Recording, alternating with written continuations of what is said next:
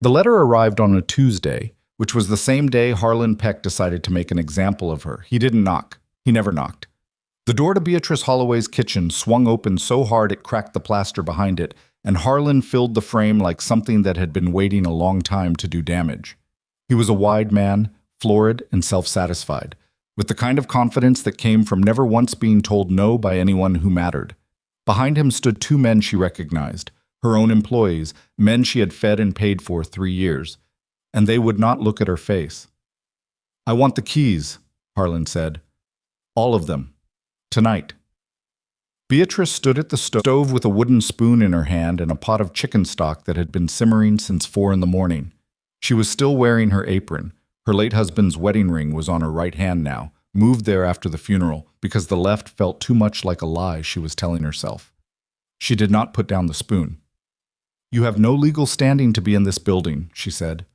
Harlan smiled, and it was the worst kind of smile. The kind a man wears when he has already won and is simply enjoying the announcement. He reached into his coat and produced a folded document, and when he set it on her kitchen table, he did it with the flat satisfaction of a man dropping a stone on something small. Judge Alderman disagrees.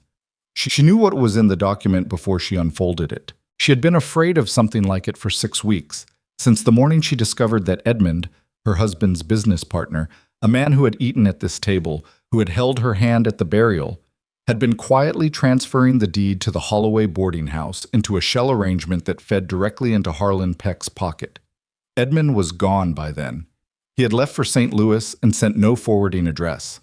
Harlan had arrived in his place, patient as rot. She read every word of the document. The men behind Harlan shifted their weight. One of them coughed. "You have until Friday," Harlan said. "I'm being generous." Beatrice folded the paper back along its original lines. She set it on the table. She picked up her spoon, turned back to the stove, and skimmed the foam from the surface of the stock. "Get out of my kitchen," she said. Harlan laughed, not unkindly, which was somehow worse. "You always were a stubborn woman, Bea. Harold used to say so." She didn't answer. She heard him leave. She heard his men follow. She stood at that stove for a long time after the door clicked shut, listening to the stock bubble. And she did not cry, because crying would have to wait for a moment when there was nothing useful left to do, and she was not there yet. She had 3 days and almost no money, and a building that was no longer hers on paper, and she had a pot of the best chicken stock in Callaway County, simmering on a stove she would have to walk away from. She stirred it anyway. Waste was something she could not afford, in any form. Well, if you have ever watched everything you built disappear, not in a fire, not in a flood, but through the slow, deliberate work of someone who smiled at you across your own table, then you understand something that is difficult to explain to people who haven't. It doesn't feel like loss, not at first. It feels like a mistake, like a number that doesn't add up. You keep going back to check the arithmetic, because surely you missed something, surely there is an error, because the alternative is that the world is exactly as unfair as you always suspected and managed, until now, to avoid believing. Beatrice Holloway was 41 years old. She was not a small woman, had not been since her 20s, and had long ago made peace with what she saw in the mirror in the way that women who have too much actual work to do make peace with things, not by loving it, but by having no time left to hate it. She was stronger than she looked and faster than people expected, and she knew how to feed 30 people out of a larder that looked like it could barely manage 10. These were not small things. She knew they were not small things. But they did not help her on Thursday night, when she sat in the back bedroom of the boarding house she had run for 11 years and counted what she had. $63.40, a tin box of recipes in her mother's handwriting, 2 good dresses, a trunk she had carried since her first marriage, and a letter. The letter had come Tuesday, same day as Harlan. It was postmarked out of a town she had to look up in the atlas, a place called Grover's Crossing, Kansas. It was short, businesslike, written in the hand of a man who clearly found letter writing uncomfortable. Mrs. Holloway, my name is Elias Whitmore. I operate a cattle ranch of 312 acres near Grover's Crossing. I am in need of a wife who can manage a household and assist with the operation. I have a daughter, age 9. I will provide accommodation and a fair wage in addition to the arrangement, as I understand a woman of your background requires practical security, not merely promises. I am told you ran a boarding house. I am looking for competence, not romance. If you are interested, please write before the 15th. E. Whitmore. She had read it 3 times. Then she had set it aside and spent 2 days trying to find another option. There was no other option. She wrote back on Thursday evening, in the back bedroom, on the last of her good paper. She kept it short. She said she was competent and available and not interested in romance either, which was true in ways that had nothing to do with Elias Whitmore. She sealed the envelope and pressed it flat with the heel of her hand. On Friday morning, she handed Harlan Peck the keys to every room, and she walked out of the Holloway boarding house with her trunk on a cart and $63 in her coat pocket. And she did not look back, because looking back was the kind of indulgence that cost you something you couldn't afford to spend. She had a train to catch in 6 days. The response came faster than she expected. Elias Whitmore wrote again in 4 days, which told her the letter had been written before he sent it, that he had been sitting on it, waiting for something, maybe for a reason not to send it, and had sent it anyway. This letter was marginally longer. He told her the train stop closest to the ranch, told her what time of day the afternoon arrival came through, told her to bring warm clothing because Kansas in that season was not what people from Missouri imagined. He told her his daughter's name was Clara. He did not mention the previous brides. She would find out about them later from Margaret Doyle, who told her everything in the particular tone of a woman who has watched the same disaster repeat itself and developed a grim expertise in its early symptoms. But that was still weeks away. Beatrice spent her remaining days in Missouri selling what she could, storing what she couldn't sell with her cousin Edna in a farmhouse outside town, and trying not to calculate too precisely what she was doing.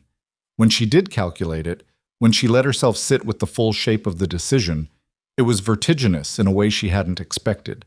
She was 41 years old and she was getting on a train to marry a stranger in Kansas, a man who had described himself as not interested in romance and who had specifically mentioned that he wanted competence, as if she were a piece of equipment he was ordering through a catalog. She had agreed to this. She had written back and agreed. She told herself it was practical. She told herself it was survival. Both were true. Neither made the vertigo go away. Her cousin Edna cried when she left. Beatrice hugged her and told her it was fine and believed it just enough to get on the train without her legs giving out.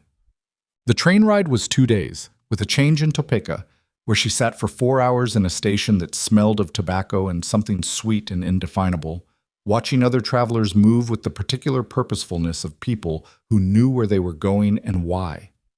A woman across the platform looked at Beatrice's trunk, then at Beatrice, and quickly looked away. A porter offered to help with her bag and seemed surprised when she said she had it. She had it. She always had it. That was the problem with being capable. People were surprised, and then they forgot, and then they were surprised again. She slept on the train in a way that wasn't really sleeping, the kind of half-under-consciousness where you're aware of every sound but cannot quite locate yourself in space. She dreamed about the boarding house kitchen, the heavy iron pans she had seasoned herself over years, the way the morning light came through the window above the sink and hit the copper pot hanging on the far wall and made it look briefly like fire. In the dream, she was trying to cook something but couldn't remember what, and Harlan Peck was in the doorway again with his flat smile and his folded paper, and she kept skimming the stock because she refused to look at him, refused. And then the train lurched and she was awake. And it was the middle of the night somewhere in Kansas, and the sky outside the window was absolutely enormous. The kind of sky she had not seen since childhood, black and dense with stars. And she pressed her forehead against the glass and breathed. It was going to be fine, she thought. She did not entirely believe it. Grover's Crossing was smaller than she expected, which was saying something because she had not expected much. A platform, a water tower, a feed store, a dry goods shop, and a street that turned to mud in both directions as far as she could see. The afternoon train arrived at 3:30 and she was the only passenger to step off, which made what happened next more visible than she would have liked. Elias Whitmore was waiting on the platform. She recognized him from nothing except the fact that he was the only man standing there, and he had the look of a man who was waiting for something he wasn't sure would turn out right. He was tall, lean, in the way of men who did physical work every day and ate whatever there was and didn't think much about either. His face was weathered in a way that made him look older than she guessed he probably was. He wore a hat pulled low and a coat that had been good once and was now simply functional, and his hands, she noticed when he reached for her trunk without asking, were the hands of someone who had never in his adult life sat still. He looked at her. She watched him look at her. She had been watched like this before. The quick assessment, the catalog of what she was and what she wasn't, the rapid internal arithmetic of expectation versus arrival. She had learned to read it in a single glance, the slight adjustment around the eyes, the almost invisible recalibration of some idea he'd been carrying. He had imagined someone, on the train ride over, the way people do. She was not that person. She was this person, broader through the shoulders and hips than fashion approved of, with a practical traveling dress and sensible boots, and no attempt made at impression, because she had decided on the train that she would not begin this with pretending to be something she wasn't, and then slowly reveal what she was, the way women were often advised to do. She was here. He could see her. Whatever happened next would happen on honest ground. "Mrs. Holloway," he said. His voice was flat and careful, the voice of a man who chose words like he chose tools, for what they actually did, not for how they sounded. "Mr. Whitmore," she said. He looked at her trunk. "That all of it?" "That's all of it." He picked it up. It was not a light trunk, and he didn't comment, and carried it to a wagon at the end of the platform. She walked beside him. Neither of them spoke. From the doorway of the feed store, two men watched. She heard something exchanged between them, low and amused. She did not look over. Elias helped her into the wagon with a hand that was impersonal and professional, which she appreciated. They started down the road toward the ranch. The sky was doing something extravagant above the plains, going orange and pink and purple, in stages as the sun dropped, and she watched it because it was genuinely beautiful, and because watching it meant she didn't have to watch him trying to figure out what to say. "The ranch is about 4 miles, he said finally. "All right," she said. Another silence. The horses knew the road and moved without much guidance. "My daughter's name is Clara," he said. She's... He stopped, started again. "She's had a difficult year." "You mentioned her in your letter," Beatrice said. "I did." "You didn't say much." He turned to look at her sideways. "No, I didn't." She waited. "She keeps a notebook," he said finally. "She writes things in it." He said it like this was a confession he hadn't intended to make. "Names, mostly. She's..." Another stop. "She's been disappointed before. I don't want her disappointed again." Beatrice looked at the road ahead. "That's a reasonable thing to want. I'm telling you because I want to be straight with you from the start. Whatever this is, whatever we're working out between us, she's the part I won't negotiate on." "I'm not asking you to," she said. He nodded once and seemed satisfied by that, or as close to satisfied as he got. The ranch appeared out of the dusk in pieces, first the fencing, then the outbuildings, then the main house, which was larger than she expected and more battered. She had time to notice the loose board on the porch, the window that was cracked and stuffed with cloth, the way one of the gutters along the roofline had pulled away from its bracket and was hanging at a 10-degree angle. These were things a house did when the person responsible for it was too busy or too tired or too alone to get to everything. She did not say anything about any of it. She filed it away. So, the inside of the house hit her with a particular kind of cold that was different from the outdoor cold, the cold of rooms that have not been warm enough for a long time. A lamp burned on the main table. A woman stood near the kitchen doorway, wiping her hands on a cloth, and Beatrice could see immediately that she was exhausted in the comprehensive way of someone who had been trying to do too much with too little for too long. This was Margaret Doyle, who she would come to know as one of the most straightforward people she had ever met, which was both a relief and occasionally an inconvenience. Margaret looked at her with open, unguarded assessment. Not unkind, just honest. "You're bigger than the last one," she said. "Margaret," Elias said flatly. "It's not an insult," Margaret said. She looked at Beatrice. "The last one was a strong wind from breaking. I'm just saying." "It's all right," Beatrice said. "I've been bigger than the last one most of my life." Margaret blinked at her. Then, slowly, she almost smiled. It was a very small almost smile, quickly suppressed, but Beatrice caught it. "Kitchen's a mess," Margaret said. "Stove's been behaving badly since October. Thomas, that was the cook, left 3 weeks ago. Haven't been able to keep ahead of it." "I'll look at the stove in the morning," Beatrice said. Margaret looked at her again, then at Elias, then back at Beatrice. All right then, she said, and went back toward the kitchen. Elias showed her to a room, small, clean, a wood-framed bed, and a window and a hook on the wall. He said dinner would be what it was tonight, meaning he was apologizing for something in advance. She said that was fine. He left her to unpack, which she did quickly and efficiently, because she had been unpacking and repacking for years and had a system. She sat on the edge of the bed for a moment. The house was quiet in the way of a house where people have stopped expecting noise. She could hear the wind against the window and somewhere, down the hallway, the faint scratch of a pen on paper. Clara, the girl with the notebook. She did not go to the door. Not tonight. Tonight was too soon and she knew it, and she had learned the hard way that pushing at closed things before they were ready only made them close tighter. She unpacked the tin box with her mother's recipes and set it on the small table beside the bed. She looked at it for a moment. Then she lay down in her clothes and pulled the blanket over her and listened to the Kansas wind, which was a different sound than Missouri wind, bigger, somehow, more indifferent to where it was going. She fell asleep before she decided whether that was a good thing or a bad one. But in the morning, she found the kitchen. It was worse than Margaret had suggested, which meant Margaret had been honest, and Beatrice's imagination had been insufficiently pessimistic. The stove was a coal-burning range that had been improperly cleaned for so long that the firebox was partially blocked with compacted ash, which was why it was running cold and uneven. The chimney flue needed clearing. Someone had stacked cast-iron pans inside the oven itself, which indicated that the oven hadn't been used as an oven in some time. The pantry had supplies, but they had been organized without any particular logic, which meant things were getting used in the wrong order, and some items near the back had been there long enough that she would have to check them before using anything.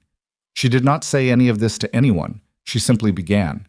She cleared the stove first because nothing else was possible without it.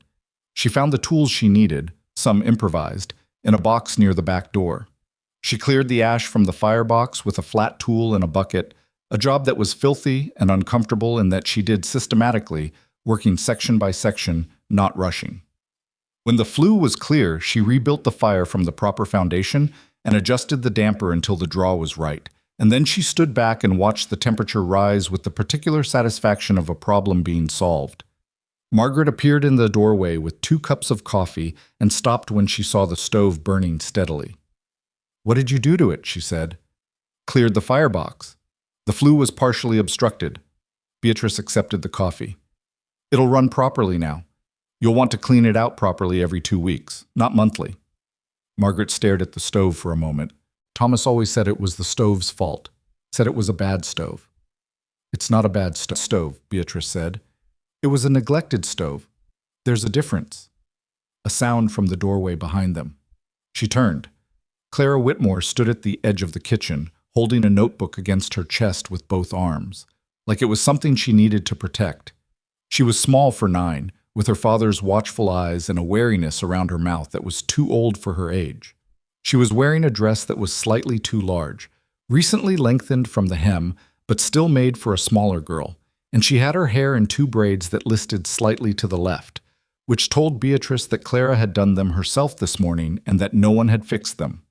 Beatrice looked at her, not studying her, just looking, the way she would look at anyone she was trying to be honest with. "Good morning," she said. Clara said nothing. Her eyes went to the stove, which was burning steadily now, giving off real heat for the first time in weeks. Then they came back to Beatrice. "Are you hungry?" Beatrice asked. A pause. Then Clara nodded, barely perceptibly. "All right," Beatrice said. "Let me see what we have." She did not make a performance of it. She went to the pantry, inventoried quickly in her head, and came out with cornmeal, salt pork, 2 eggs, and dried apple. She made Johnny cakes on the griddle with the apple cooked into them, which was something her mother had done, and which she had found most children accepted more readily than they accepted plain Johnny cakes when they were hungry and suspicious in equal measure. Clara sat at the kitchen table and did not take out her notebook. She watched Beatrice cook. Beatrice did not try to talk to her. She just cooked. She moved around the kitchen the way she always moved, efficiently, with the occasional small adjustment when something didn't cooperate, which nothing in an unfamiliar kitchen ever did the first time. She burned the edge of the first Johnny cake slightly because the griddle ran hotter than she expected. She set that one aside and adjusted the heat. She heard Clara's chair scrape slightly as the girl leaned forward to look.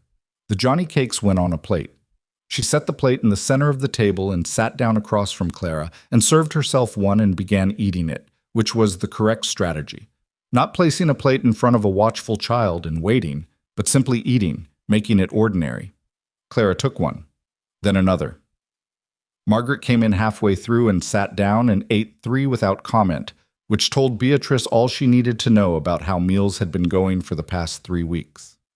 Elias came in from his morning work at 8:30 and stopped inside the kitchen doorway, the way a man stops when something is different than he expected, and he's trying to figure out if different is good. The stove was burnt. The kitchen was warm. There was a plate on the table with 2 Johnny cakes left on it.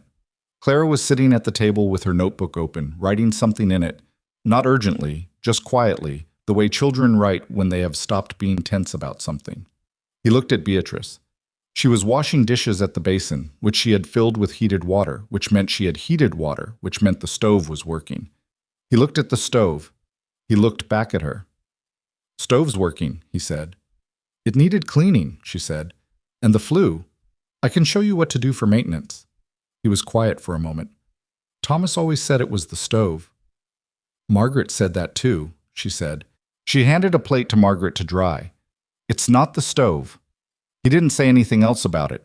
He poured himself coffee from the pot, which she had started an hour ago, real coffee, properly measured, and drank it standing by the window. She could feel him recalibrating, not dramatically. Quietly, the way a careful man adjusted to information that changed something he had assumed. He had expected, she understood, another woman who would spend 3 days deciding she couldn't manage this life and then ask to be returned to wherever she came from. He had expected another disappointment, maybe already braced for it, already half composing the letter he would have to write to explain it. She had cleaned a stove and made Johnny cakes. It was not a dramatic thing. It was not a speech or a gesture or a declaration. It was just a stove working and a child eating and coffee made the right way. But in a house that had gone cold in too many ways, it was something. He finished his coffee and rinsed his cup at the basin, which surprised her briefly, and put his hat back on. "I'll be out until midday," he said, to no one in particular and both of them at once. "There's a fence line on the east quarter that needs looking at." "All right," Beatrice said. At the door he paused. She thought he was going to say something. He didn't. He went out. Clara's pen made a small sound on paper. Beatrice turned back to the basin and continued washing dishes, and outside the Kansas wind was picking up, but inside the kitchen the stove was burning the way a stove was supposed to burn, steady and real, and throwing enough heat to push back the cold, which was what it had been built to do, and which it was now, finally, doing. That evening she took stock of the pantry properly, with a lantern and a pencil and a piece of paper. She cataloged what was there, what was in good condition, what needed to be used quickly, and what had gone too long to risk. She worked until the lantern oil was getting low and her feet were tired, and when she was finished she had a list of what they had, and a list of what they needed, and a rough idea of what was possible in the near term. She heard a sound in the hallway and turned. Clara was standing just outside the pantry door in her nightgown, holding her notebook. "You should be in bed," Beatrice said, not unkindly. "I know," Clara said. A pause. "What are you writing in that?" Beatrice asked. Clara looked down at the notebook, then up at her, then down again. "Names," she said. Beatrice waited. "The women who came before," Clara said. "I wrote their names." She held the notebook against herself again. "And then after, when they left, I crossed them out." Beatrice held very still. Clara looked at her. It was a direct look, the look of a child who has decided to be honest because she has run out of time for anything else. "I wrote your name this morning," she said. "I haven't crossed it out yet." Beatrice looked at this small, careful, tired girl who was 9 years old and had already learned to keep records of loss, who carried a notebook so that the leaving would at least be documented, who had gotten up in the middle of the night to look at the woman who was making a list in the pantry, and who had told her this because she needed to say it to someone. "No," Beatrice said. "Don't cross it out yet." Clara looked at her for another moment. Then she turned and went back down the hallway, her bare feet quiet on the floorboards, and Beatrice heard her door click shut. She stood in the pantry for a moment with her pencil and her list and her lantern burning low, And she thought about a boarding house in Missouri that no longer had her name on it, and a kitchen she had built over 11 years and walked out of on a Friday morning, and a tin box of recipes in her mother's handwriting on a table in a small room at the end of a cold hallway. She thought about what it meant to start again when starting again was the only thing left. Then she went back to her list, because there was still work to finish, and the lantern had enough oil left to do it by, and she did not believe in stopping before the work was done. The list she made that night in the pantry had 14 items on it. She crossed off 3 of them before breakfast.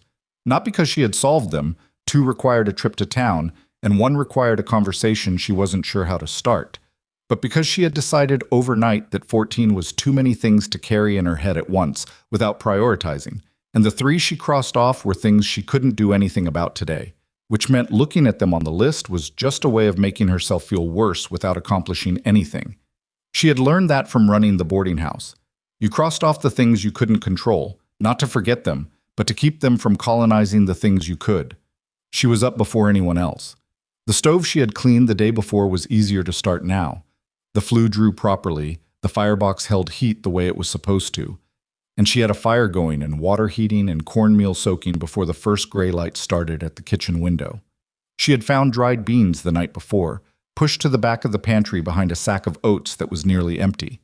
The beans needed to soak overnight to be useful for dinner, so she started them now, knowing they'd be wrong for breakfast, but right by evening, and that was the kind of thinking that kept a kitchen running. Not what you needed in the next hour, but what you were going to need in 7.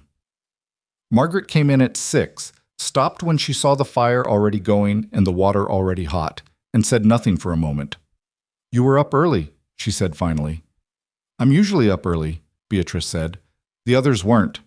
Margaret poured herself coffee from the pot and stood near the stove, letting the warmth get at her hands. She had an old injury in her right hand, Beatrice had noticed. The way certain grips seemed to cost her something. She hadn't asked about it yet. The first one, Vera, she slept till 8 every morning, said she was used to a different schedule. She left after 10 days. What was wrong with 10 days? Nothing was wrong with it, Margaret said. For her. She was a young woman and this wasn't what she expected, and she was honest enough to say so. She drank her coffee. The second one didn't say anything at all. She just walked to the train platform one morning with her bag and didn't tell anyone she was leaving. Clara saw her go. She paused. That one was harder to explain. Beatrice turned the cornbread she was making on the griddle. The edge she'd burned yesterday she didn't burn today because she'd adjusted. And the third? Dorothy. Margaret said the name like it had a weight to it, like she was being careful not to drop it. Dorothy was here 6 weeks. She was good with Clara, better than either of the others. Clara had started... She stopped, started again. Clara had started leaving her door open at night, just a little. She does that when she's comfortable with someone in the house. Beatrice moved the cornbread to the plate.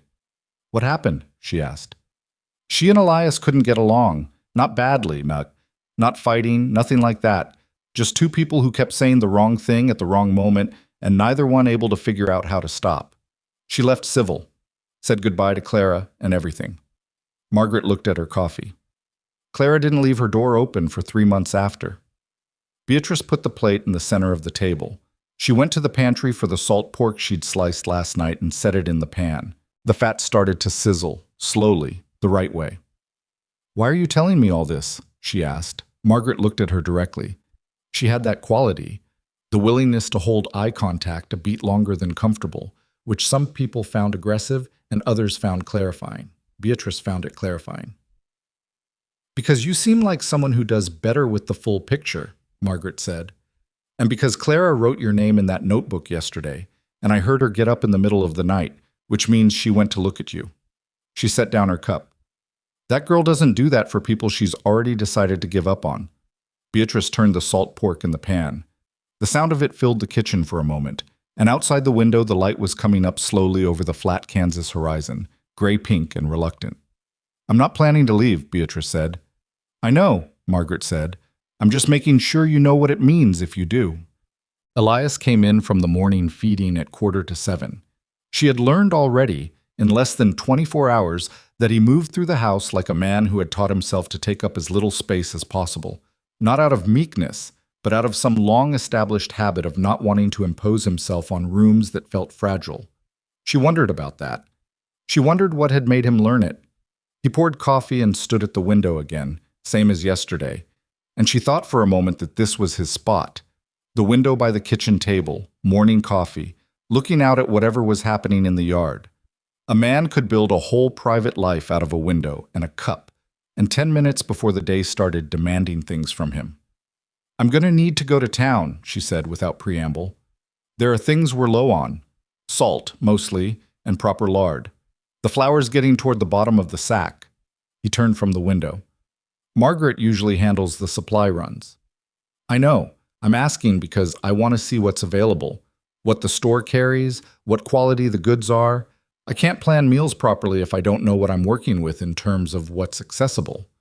He studied her for a moment. "That's practical." "I'm a practical woman." He almost smiled. It was a very brief almost, gone before it fully arrived, but she caught it the same way she'd caught Margaret's almost smile the day before. She was beginning to think that smiles in this house were a currency spent carefully, not given away. "I can take you Saturday," he said. "Town day's usually Saturday. The hands go in, get what they need." "Saturday's fine," she said. He nodded and went back to his coffee and his window. She put breakfast on the table. Clara appeared at 7:10 with her braids still listing to the left. She had done them herself again, the same way, and sat down at the table and looked at the plate of cornbread and salt pork and the small pot of cooked dried apples she'd made on the side with what was left of yesterday's portion, sweetened with a pinch of the brown sugar she'd found behind the oats.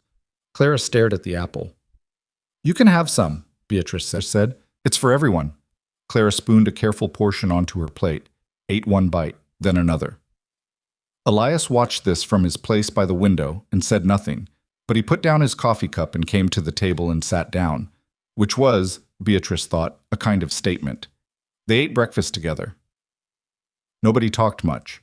The wind was starting up outside. Somewhere in the eaves a board needed securing. She could hear it working against the wind, the dull, repetitive knock of something loose. She added it to her mental list and then reminded herself to stop making the list longer before she made it shorter.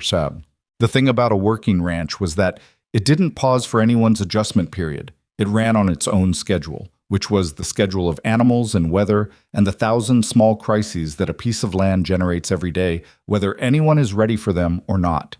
Beatrice had known this, abstractly, from what she understood of farming and frontier life.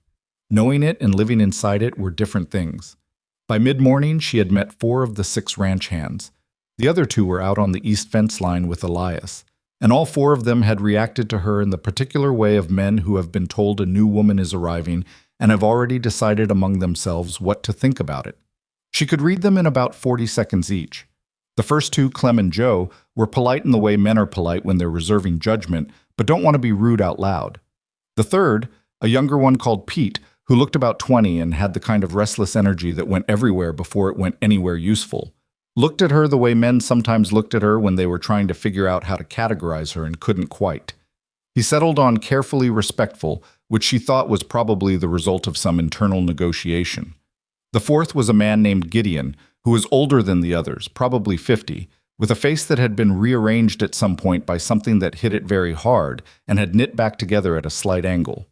He shook her hand when Margaret introduced them, and his handshake was direct and measured, and he said, "Glad to have someone who knows cooking in the house again," and went back to what he was doing, which was repairing a piece of harness near the barn door.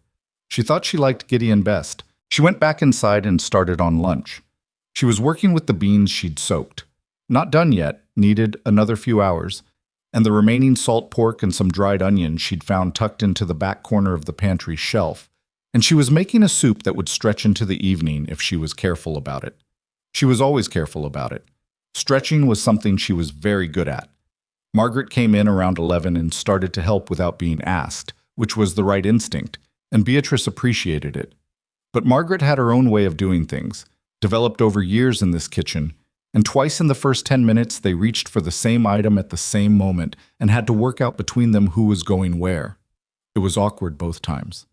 The second time, Margaret pulled back sharply and set the jar she was holding down on the counter with more force than necessary. Beatrice stopped. "I'm not here to push you out," she said.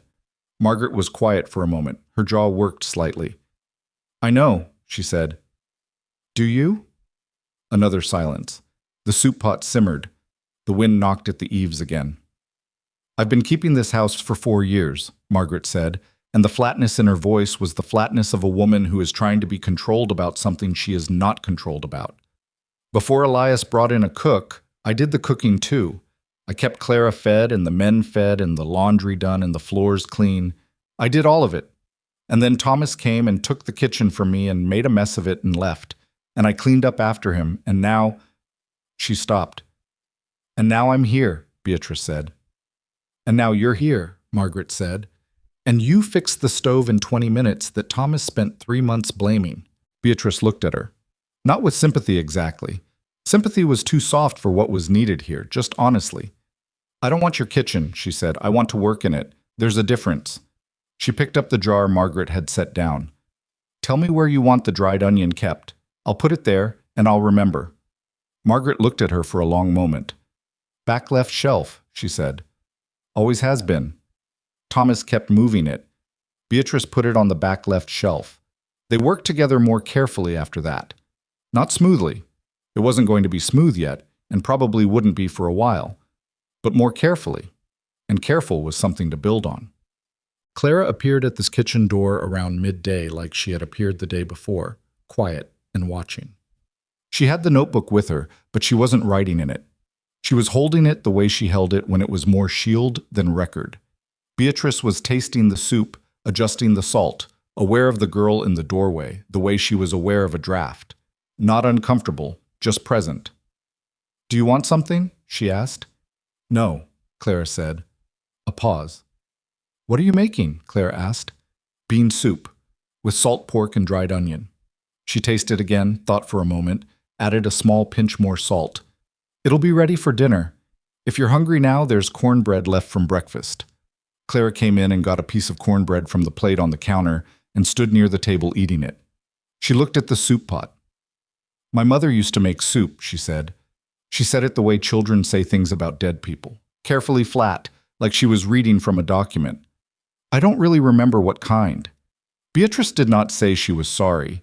She had found, over the years, that saying you were sorry to a child for something you hadn't done was a kind of performance that usually made the adult feel better and didn't do much for the child. Instead, she said, "How old were you?" 5, Clara said. "Then you might not remember the kind, but you might remember how the kitchen smelled." Clara's chewing slowed. She looked at the soup pot. "Yeah," she said after a moment. "Kind of like that." Beatrice nodded and went back to stirring. Clara finished her cornbread and didn't leave. She pulled out a chair and sat at the kitchen table, not writing in the notebook, just sitting, and Beatrice let her sit because she understood that the kitchen was the warmest room in the house today, and also because the girl needed to be somewhere that wasn't her own room, and she wasn't going to make that complicated. Margaret came back from hanging laundry and found Clara at the table and raised her eyebrows slightly at Beatrice. Not criticism, just noticing, and went to the basin to wash her hands. Elias came in at noon with Gideon and the other 2 hands who'd been on the fence line. The east quarter fence had needed more work than he expected, which she could read in the set of his shoulders and the way he took his hat off and put it on the peg with slightly more force than was strictly necessary, the kind of tired that came from a morning that cost more than it should have. He stopped at the sight of Clara at the kitchen table, not dramatically. He just paused for a beat, the way you pause when you see something that means something and you're not ready to say what. Clara looked up at him. "She's making bean soup," she said. "I can smell it," he said. He washed up at the basin and sat at the table. "The men ate in the bunkhouse most days," Margaret said, "but today the soup went to a pot they could serve from, and Beatrice carried it across to the bunkhouse herself because the pot was heavy, and she didn't think Margaret's hand could manage it safely, which she had figured out from watching. She didn't say that was why. She just picked up the pot. Gideon held the door for her. "You know," he said as she set the pot on the bunkhouse table, "Thomas used to put dinner on the porch step and call it served." "That sounds cold," she said. It was. He looked at the soup. "This isn't." She went back to the house. At the kitchen table, Elias and Clara were eating soup side by side, and Clara was actually talking, not the careful, minimal exchanges she'd heard before, about something that had happened at school the previous week, a dispute over a spelling game that had apparently gotten more complicated than spelling games were supposed to get. Elias was listening with the particular quality of attention that fathers have when they are also thinking about fence lines and didn't quite catch the beginning of the story, but are trying to catch up. Beatrice served herself a bowl and sat at the end of the table and ate her soup and did not pretend she couldn't hear them. She just let it be ordinary, because the quickest way to make something fragile was to treat it like it was. The afternoon brought a problem she hadn't anticipated. She was in the pantry doing a second, more detailed inventory, writing out quantities, checking the dates on what had been cured and what hadn't, trying to calculate how far the current supplies would stretch at the rate the household was eating. When she heard horses in the yard, and then voices, and then Margaret's voice saying something short and clipped that carried the texture of a woman being patient about something she did not find acceptable. She came to the pantry door. 2 women were standing in the kitchen, visitors by the look of them, in better dresses than anyone wore on a working day, which meant they had come specifically and dressed for it. The first was tall and angular, probably late 40s, with the kind of face that had been pretty and had decided to become authoritative instead. The second was younger, rounder, wearing an expression of sympathetic curiosity that Beatrice recognized as the particular look of someone who is interested in you as a subject of discussion rather than as a person. "Mrs. Halloran," Margaret was saying, "she only just arrived yesterday." "I know when she arrived," the tall woman said. "The whole town knows. The train platform is a public place, Margaret." She had seen Beatrice come out of the pantry and was looking at her now with an assessment so thorough it was practically anatomical. "You must be the new Mrs. that is, the new arrangement." "Beatrice Holloway," Beatrice said. She came into the kitchen properly and did not reach for her apron strings or straighten her hair or do any of the things a person did when they were made to feel unprepared. She stood where she was and looked at the woman. "And you are?" "Ellen Halloran. My husband owns the mill south of town. This is my sister Nora." Ellen looked around the kitchen with the proprietary interest of someone who had clearly formed opinions about this household before and was updating them in real time. Her gaze stopped on the stove, which was burning properly and evenly, and moved on. Stopped on the clean work counter, moved on again. "I see you've been busy," she said. "I've been getting acquainted with the kitchen," Beatrice said. "Would you like coffee?" It was the correct move and she knew it. Offering hospitality was the right answer to almost any female visitor, because refusing it was impolite and accepting it put you in the position of guest rather than inspector. Ellen accepted, which meant she sat down, which meant the balance of the room shifted. Nora leaned forward almost immediately. "We heard you came from Missouri? A boarding house, someone said?" "That's right," Beatrice said. She poured coffee. "It must be quite a change," Nora said. "From a boarding house to a cattle ranch." "It's different work," Beatrice said. "Same general principle." "And you and Mr. Whitmore, how did you—" "Nora," Ellen said, with the tone of a woman who has said her sister's name like that many times. Nora subsided, but she didn't stop looking. Ellen wrapped her hands around her coffee cup and looked at Beatrice with the directness of a woman who had decided to stop being indirect about something. "I'll say plainly that people in this town have formed their own opinions about Mr. Whitmore's way of conducting this search, shall we say. 3 women in 3 years is a particular kind of record." "I'm the 4th, Beatrice said. "You are," Ellen said, "and you're aware that the previous 3 didn't stay." "I'm aware." "You're not what they were," Ellen said. "I don't say that to be unkind." Beatrice looked at her. "I know you don't," she said, because she could tell the difference between a woman trying to wound and a woman trying to warn, and Ellen Halloran was doing the latter, however clumsily. "What are you trying to tell me?" Ellen set her coffee cup down. "This is a hard house," she said. "Elias Whitmore is a man who built something real and is very bad at letting anyone close enough to help him keep it. He doesn't mean harm. He just—" She looked for a word and didn't find exactly the right one. "He doesn't know how to be with people, not since Caroline." The name landed in the kitchen with a particular weight. Margaret, who had been at the basin pretending to wash a cup that was already clean, was very still. Beatrice decided not to pull on that thread right now. There was a time for knowing everything about a place and a time for letting things come to you in their natural order, and she was still in the second kind of time. "I appreciate you coming," she said. "Both of you." She stood, which was a courteous way of indicating the visit was concluding. I hope we'll see each other in town on Saturday." Ellen looked at her for a moment, and in that moment, Beatrice thought she saw something shift.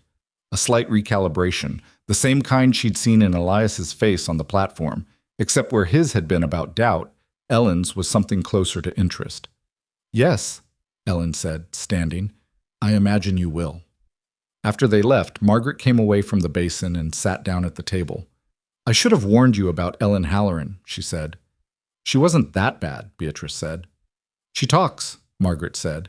"Talks more than the town newspaper. By tomorrow morning, every household in a 10-mile radius will know the color of the dress you're wearing today." Beatrice looked down at her dress, which was a practical dark gray that she'd worn specifically because it didn't show kitchen work. "Then they'll know I'm practical," she said, and went back to the pantry. The second large problem announced itself at 3:30. She was in the middle of calculating dinner quantities when she heard raised voices from the yard. Not fighting, exactly, but the kind of sharpness that came from men who were tired and had run into something unexpected and were deciding how angry to be about it. She came to the back door. Two of the hands, Clem and Joe, were standing near the well. Clem was holding a bucket.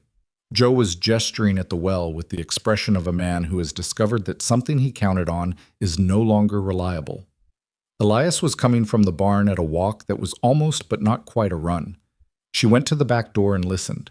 The well was producing discolored water. It had started in the last pull, brownish, with a smell that Joe was describing in terms she could understand without needing to see it. Iron and something worse underneath. "It ran fine this morning," Elias said. "Ran fine till about 2 hours ago," Clem said. "Started coming up brown. Last bucket's worse than the first." She had dealt with well problems twice at the boarding house. Once it had been a matter of the water table shifting after a heavy rain. Once it had been something dead in the upper shaft, which was the more likely explanation here given the smell Joe was describing. She stepped off the porch. "What's the last time you had the shaft inspected?" she asked. All three men looked at her, Elias with something between assessment and surprise. Clem with the expression of a man who was not sure a woman was supposed to be part of this conversation. Joe, who she was beginning to think was the most practical of the hands, looked at her with straightforward attention. "Last inspection was spring," Elias said. "When did you last have rain, heavy rain?" he thought. "Week before last. 4 days of it." "Could be the table shifted. Could be something got into the upper shaft. Is there another water source you can use in the short term?" He looked at her steadily.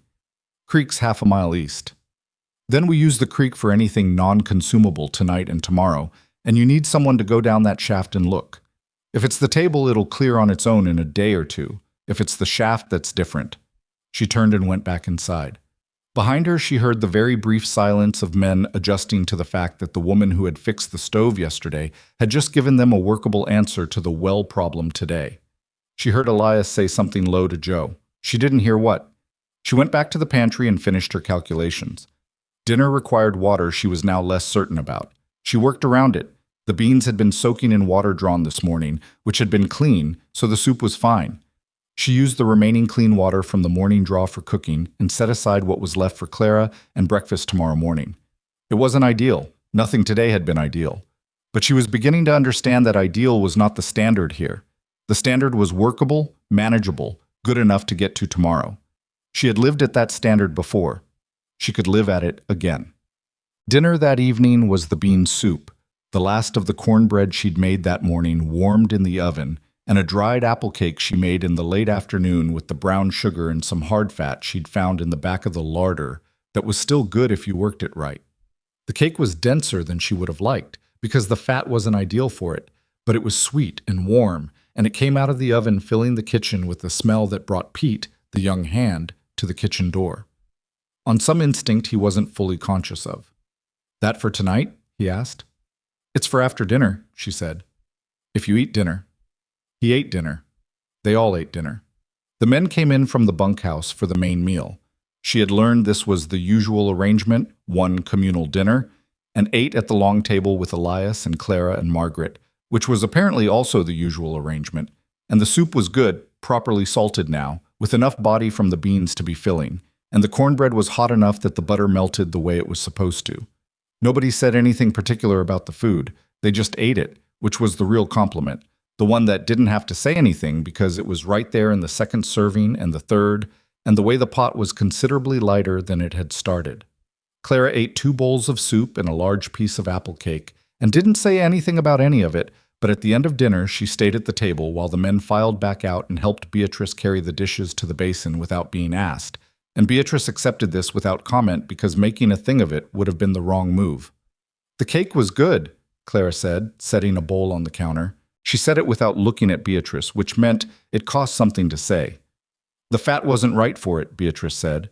"The texture was heavier than it should have been.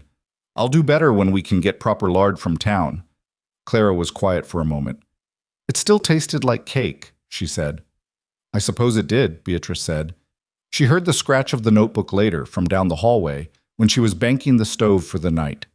The small, steady sound of a pen on paper, someone writing carefully in a book they kept against their chest in the daytime and presumably set on the table at night when they felt safe enough to put down the things they needed to protect. She didn't know what Clara wrote in it that evening. She told herself it didn't matter. She kept telling herself that as she banked the stove and checked the damper and made sure the water pail she'd set aside for morning was covered and out of the draft from the window. She told herself it didn't matter and kept listening, just a little, until the sound stopped and the house was quiet. Outside, the Kansas wind had settled to a low push against the walls, the kind of wind that didn't want anything in particular, just kept moving through, indifferent and enormous, not caring what it passed over, the way the country out here seemed not to care. And yet somehow people built lives inside all that indifference. Rooms where a stove burned and a child wrote in a notebook and a bowl of soup got finished down to the last drop. She went to her room. She lay down. She did not sleep right away because there was too much to do tomorrow, and her mind kept running its list. The well, the town, the lard, the loose eave board, the flour sack getting to the bottom, and a name written in a notebook that had not been crossed out. And she lay with all of it in the dark until eventually the list grew quiet enough that she did. Saturday came with a hard frost that coated the yard in white and made the wagon board slippery underfoot. Beatrice was up before 4, which was earlier than even her usual early, because she had been running her town list in her head since 2 in the morning, and there was no point pretending otherwise. She banked the stove up, started coffee, and stood at the kitchen window with her cup and watched the frost catch what little pre-dawn light there was and throw it back in small cold glints. The well had been the first thing resolved, at least partially. Joe had gone down the shaft Thursday morning on a rope, reported a small animal, a rabbit, he thought, from what was left of it, lodged in the upper works, removed it, and by Friday evening the water was running clean again. Elias had said nothing to Beatrice about her suggestion when it turned out to be right. He didn't need to. Gideon had said, passing her in the yard, "Good call on the well," and that was sufficient. The eave board she had fixed herself, on Friday afternoon, with a hammer she found in the woodshed and a handful of nails from a tin on the workbench. She had pulled a crate under the low end of the overhang, climbed up, and driven 4 nails while the wind tried to make the job harder. Pete had come around the corner of the house and stood staring at her for a moment before he thought to offer help. She told him to hold the board flat while she nailed, which he did, and they didn't talk while they worked, and when it was done, and she climbed down and put the hammer back. She heard later from Margaret that Pete had told the other hands about it at dinner in the bunkhouse, and that there had been a conversation about it that Margaret had not been present for, but had been reported on in the particular sideways way that information traveled in a small household. She didn't ask what the conclusion of the conversation had been. The board was nailed. That was the conclusion that mattered. Elias came into the kitchen at 5:30, earlier than his usual 6, which she was beginning to understand was his version of indicating something was different about the day. He poured coffee and looked at her list, which was on the table, and looked at it long enough that she understood he was reading it. "That's everything?" he said. "That's everything for the next 2 weeks, assuming we don't run into anything unexpected." He looked at the list again. Lard, salt, flour, dried peas, vinegar, lamp oil. He paused. "Cinnamon. Clara likes it in oatmeal," she said. "I noticed." He looked up from the list. He didn't say anything immediately, which was a thing she was learning about him. He had a habit of pausing before speaking that in some men came across as slowness, and in him came across as deliberateness, like he was choosing whether to say a thing before he said it rather than after. "She does," he said finally. "Caroline used to put it in the oatmeal." The name again. The same weight it had had in Ellen Halloran's mouth, but different here. Not gossip, not warning. Something private and probably not meant to come out, and she could see from the slight shift in his expression that he knew it. She did not ask anything. She folded the list and put it in her coat pocket. "What time do you want to leave?" she said. 7, he said. "I'll be ready," she said, and went back to the stove. The ride to town took 40 minutes in the wagon, which was long enough for several extended silences and one conversation about the fence on the east quarter that had needed more work than expected because the previous repair, done 2 seasons ago, had been done with wire that was the wrong gauge for the tension it was holding. Beatrice listened and asked 2 questions about how much new wire he'd need and whether the post situation was better or worse than the wire, and he answered them with the same deliberate precision he brought to everything he said. And she thought that it was possible, if you paid attention to what he was actually saying rather than how little he was saying it, to understand quite a lot about Elias Whitmore in a 40-minute wagon ride. He had built this ranch from 112 acres to 312 in 9 years. He had done it without a partner after his wife died, with a daughter who was 4 and a housekeeper who was indispensable, and a crew that turned over more than he would have liked because the work was hard and the pay was fair but not exceptional, and Grover's Crossing was not a place that retained people who had other options. He had done all of this by being extremely good at knowing what something cost in the long run and spending accordingly now, which was why the wrong gauge wire bothered him more than the fence itself. Not the immediate problem, but the fact that someone had let a short-term solution stand in for a real one, and now the real cost was being paid with interest. She understood this way of thinking. She had run a boarding house on the same principle for 11 years. What she didn't say, riding into Grover's Crossing in the frost-edged Saturday morning, was that she was also calculating the cost of her own situation with the same long-view arithmetic. $63. A room. A working stove. A child who had not crossed her name out. A man who put cinnamon on a list without any expression on his face and clearly didn't know he was going to say the thing about Caroline until he'd already said it. These were assets of a kind. She was not sure yet what they added up to. She was trying to figure it out carefully, the way you figured out something that mattered, without rushing, without pretending the numbers were better than they were, but also without refusing to count what was actually there. Grover's Crossing on a Saturday was louder and more populated than she'd seen it arriving on the train. The main street had foot traffic, wagons, a group of men outside the feed store in an animated disagreement about something she didn't hear fully as they passed. 2 women nodded at her from the boardwalk with the particular careful nod of people who knew who she was and were withholding comment for the moment. She nodded back with the same calibrated neutrality and kept moving. The dry goods store was run by a man named Harbert, heavyset, pleasant, with the particular efficiency of a merchant who had been answering questions and filling orders for 20 years and could do it while thinking about 3 other things.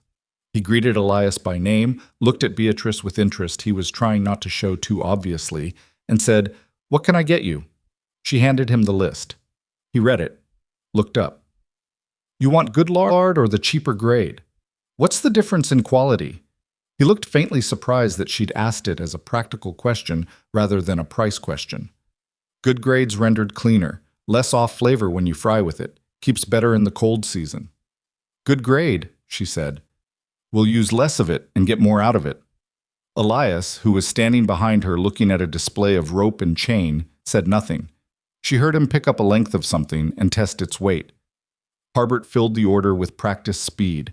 When he got to the cinnamon, he paused for just a fraction of a second. She caught it and said, "Quarter pound all right?" "That's fine," she said. He wrapped it without comment, but she had seen the pause and she understood it meant cinnamon had not been on a Whitmore order in some time. She paid for what was hers to pay for, the personal items she'd added to the household list without discussion. And Elias paid for the rest, and the loading of the wagon was accomplished with the help of Pete, who had come to town with Clem in a separate wagon and appeared at the dry goods door at the right moment, with the helpfulness of a young man who was still deciding what he thought of the situation and figured being useful was a safe choice while he figured it out. Ellen Halloran appeared at 11, which felt precisely timed outside the post office. She was with Nora again, plus a 3rd woman Beatrice didn't know, who was introduced as Ruth Cotter, wife of the only doctor in the county. Ruth Cotter was a compact, sharp-eyed woman who shook hands like she meant it, and looked at Beatrice with the direct assessment of someone who spent a lot of time evaluating situations and people quickly because her husband's profession required it of her. "You're settling in then?" Ruth asked. It was the same question Ellen had asked in the kitchen, but Ruth asked it like she actually wanted to know the answer, rather than to open a conversation she had already planned. "I'm working at it," Beatrice said. "The well gave you trouble, I heard." She was mildly startled by that. It had only been resolved 2 days ago, and then remembered what Margaret had said about Ellen and the town newspaper and recalibrated. In a town this size, a problem with a well was apparently public record within 24 hours. "It's resolved," she said. Ruth nodded. "If you need anything, medical, for yourself or the household, my husband's office is the building with the blue door on the east end of the street.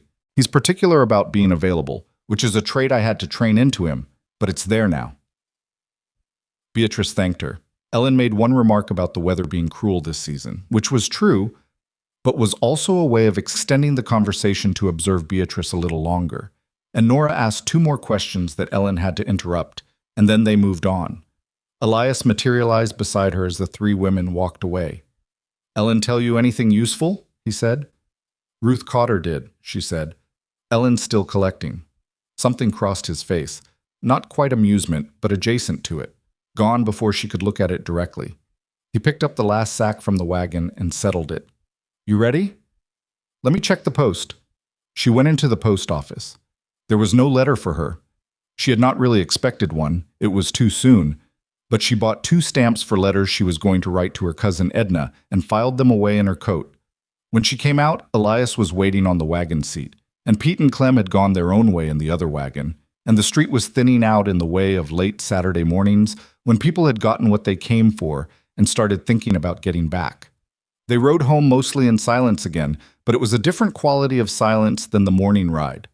The morning had been 2 people in the same wagon. This felt slightly more like 2 people returning to the same place, which was a small distinction, but not a meaningless one. The trouble started at dinner. Not at dinner exactly.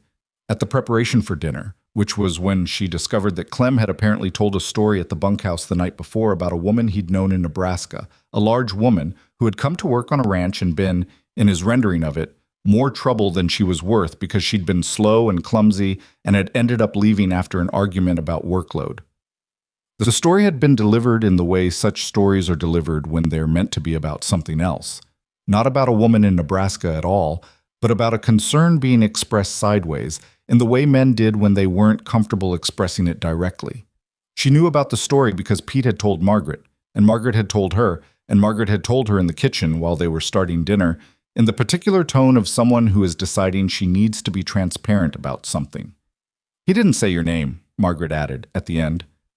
"He didn't have to," Beatrice said. She was chopping salt pork. She kept chopping. "I can say something to Elias," Margaret offered. "Don't," Beatrice said. "It'll fix itself or it won't." "It might not fix itself," Margaret said. "Clem's been here 3 years and he's got opinions." "Everyone who's been somewhere 3 years has opinions," she said. "That doesn't make them right." She put the pork in the pan. "The way I fix this is by not giving him anything to be right about. Not by having Elias fight it for me." Margaret was quiet for a moment. Then she said, "You're going to find that harder than you think. This isn't Missouri." "I know it isn't," Beatrice said, "but some things are the same everywhere." She made dinner. It was a better dinner than anything they'd had this week. She had the good lard now, and the proper flour, and she made a pork roast with dried herb crust and roasted the last of the stored carrots alongside it, and made a gravy from the drippings that was better than the roast itself, though the roast was very good. She made biscuits with the good lard, and they came out the way biscuits were supposed to come out, high and layered and pulling apart the way a biscuit was supposed to pull apart. And she made an apple and cinnamon cake that she did not call a cake because the word had gotten attached in her mind to the heavy failed thing she'd made with the wrong fat. So she called it a pudding in her head, and it came out of the oven perfect. She did not make a production of any of it. She put it on the table and called dinner. Clem came in with the others. He sat at the far end of the table and served himself with the reserved movements of a man who was aware he had said something and was waiting to see if anyone was going to bring it up. He ate the pork. He ate the biscuit. He reached for a second biscuit before he was finished with the first, which was the move of a person whose body was making decisions in advance of his opinions. He said nothing during dinner. Nobody brought up what he'd said. The conversation was about the coming week's work, a section of the north grazing that needed checking before the weather turned harder, a question about whether the water trough in the south paddock was developing a crack. After dinner, when the men were filing out, Clem stopped at the door. He turned back. Beatrice was at the basin, beginning the washing up. "Those biscuits," he said. He stopped, seemed to be working out what he wanted to say. "Thomas couldn't make a biscuit like that." She didn't turn around. "I know," she said. "The fat makes the difference." A pause. "Yeah," he said, and went out. Margaret, drying a pan by the stove, caught her eye for a moment. Beatrice looked back at the basin and kept washing. Clara was waiting for her in the hallway when she went to bank the stove for the night. Not in the doorway exactly. In that stretch of hall between the kitchen and the bedrooms, standing in the dim light from the lamp at the end of the passage, holding the notebook in the way she held it when she'd been sitting with it for a while. "You're supposed to be in bed," Beatrice said, which she said every time she found Clara out of bed after 8, and which Clara ignored in the same way every time. "I know," Clara said. She looked at the notebook, then up at Beatrice. "I wrote something today." Beatrice waited. "Not about leaving," Clara said quickly. "Not a name being crossed out." She held the notebook at her side rather than against her chest, which was different, a small change in posture that Beatrice had learned to read. "I wrote about the biscuits." Beatrice looked at her for a moment. "About the biscuits." "And the cinnamon cake." Clara paused. "Pudding. Whatever it was." "I wasn't sure what to call it," Beatrice said. "It tasted like Christmas," Clara said. She said it plainly, without apparent awareness that she was saying something that could land hard, because she was 9 and she was talking about taste, not about the thing underneath. Beatrice kept her face even. "That's a good thing to taste like," she said. Clara looked at her notebook. Then she said, carefully in the way she said things she'd been rehearsing, "Did you make it on purpose? The cinnamon? Because you knew?" "I noticed you like cinnamon," Beatrice said. "I made something with it." "That's the same as on purpose." "I suppose it is," she said. Clara looked at her for another moment. Then she went to her room. But the door, when it closed, did not click all the way shut. It stayed open a half-inch, maybe less. Beatrice stood in the hallway and looked at that half-inch of open door for a moment. Then she went and banked the stove. The thing that happened on Sunday was not dramatic in itself. What made it matter was the accumulation of 5 days of small things, and then this, which was the thing that showed her the shape of what she was actually dealing with. Elias had gone out early, as usual. Margaret was at her own house. Well, she had a small house a quarter-mile from the ranch, her own place that she returned to on Sundays, which was an arrangement Beatrice was told was long-standing and non-negotiable, and which she understood completely. The hands were off the clock on Sunday mornings. The ranch, for a few hours, was quiet in a way that felt different from the nighttime quiet. Not emptied out, but resting. She was baking, properly, for the first time since she'd arrived. Not the utilitarian cooking of getting through a week, but the kind of baking that required time and attention and which produced things that were more than fuel. She was making 3 things: a honey cake for the week, a proper bread with the new flour that she wanted to see how it handled, and a pastry she was attempting from memory from her mother's recipe tin, a thing her mother had made in winter with dried fruit and hard spice that she could not exactly name in any category, but which had been the thing she associated most strongly with the word comfort. She had been at it for 2 hours when she heard the yard gate, and then the porch, and then the door. It was not Elias. It was a man she had not seen before.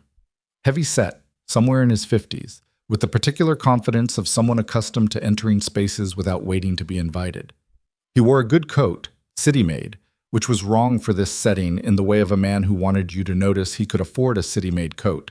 He came into the kitchen doorway and stopped when he saw her, and the stop was only a half-second, and then he recovered and smiled with all the warmth of a closed transaction. "Didn't know Elias had company," he said. "I'm Walt Greer, run the land office in town." She set down her rolling pin.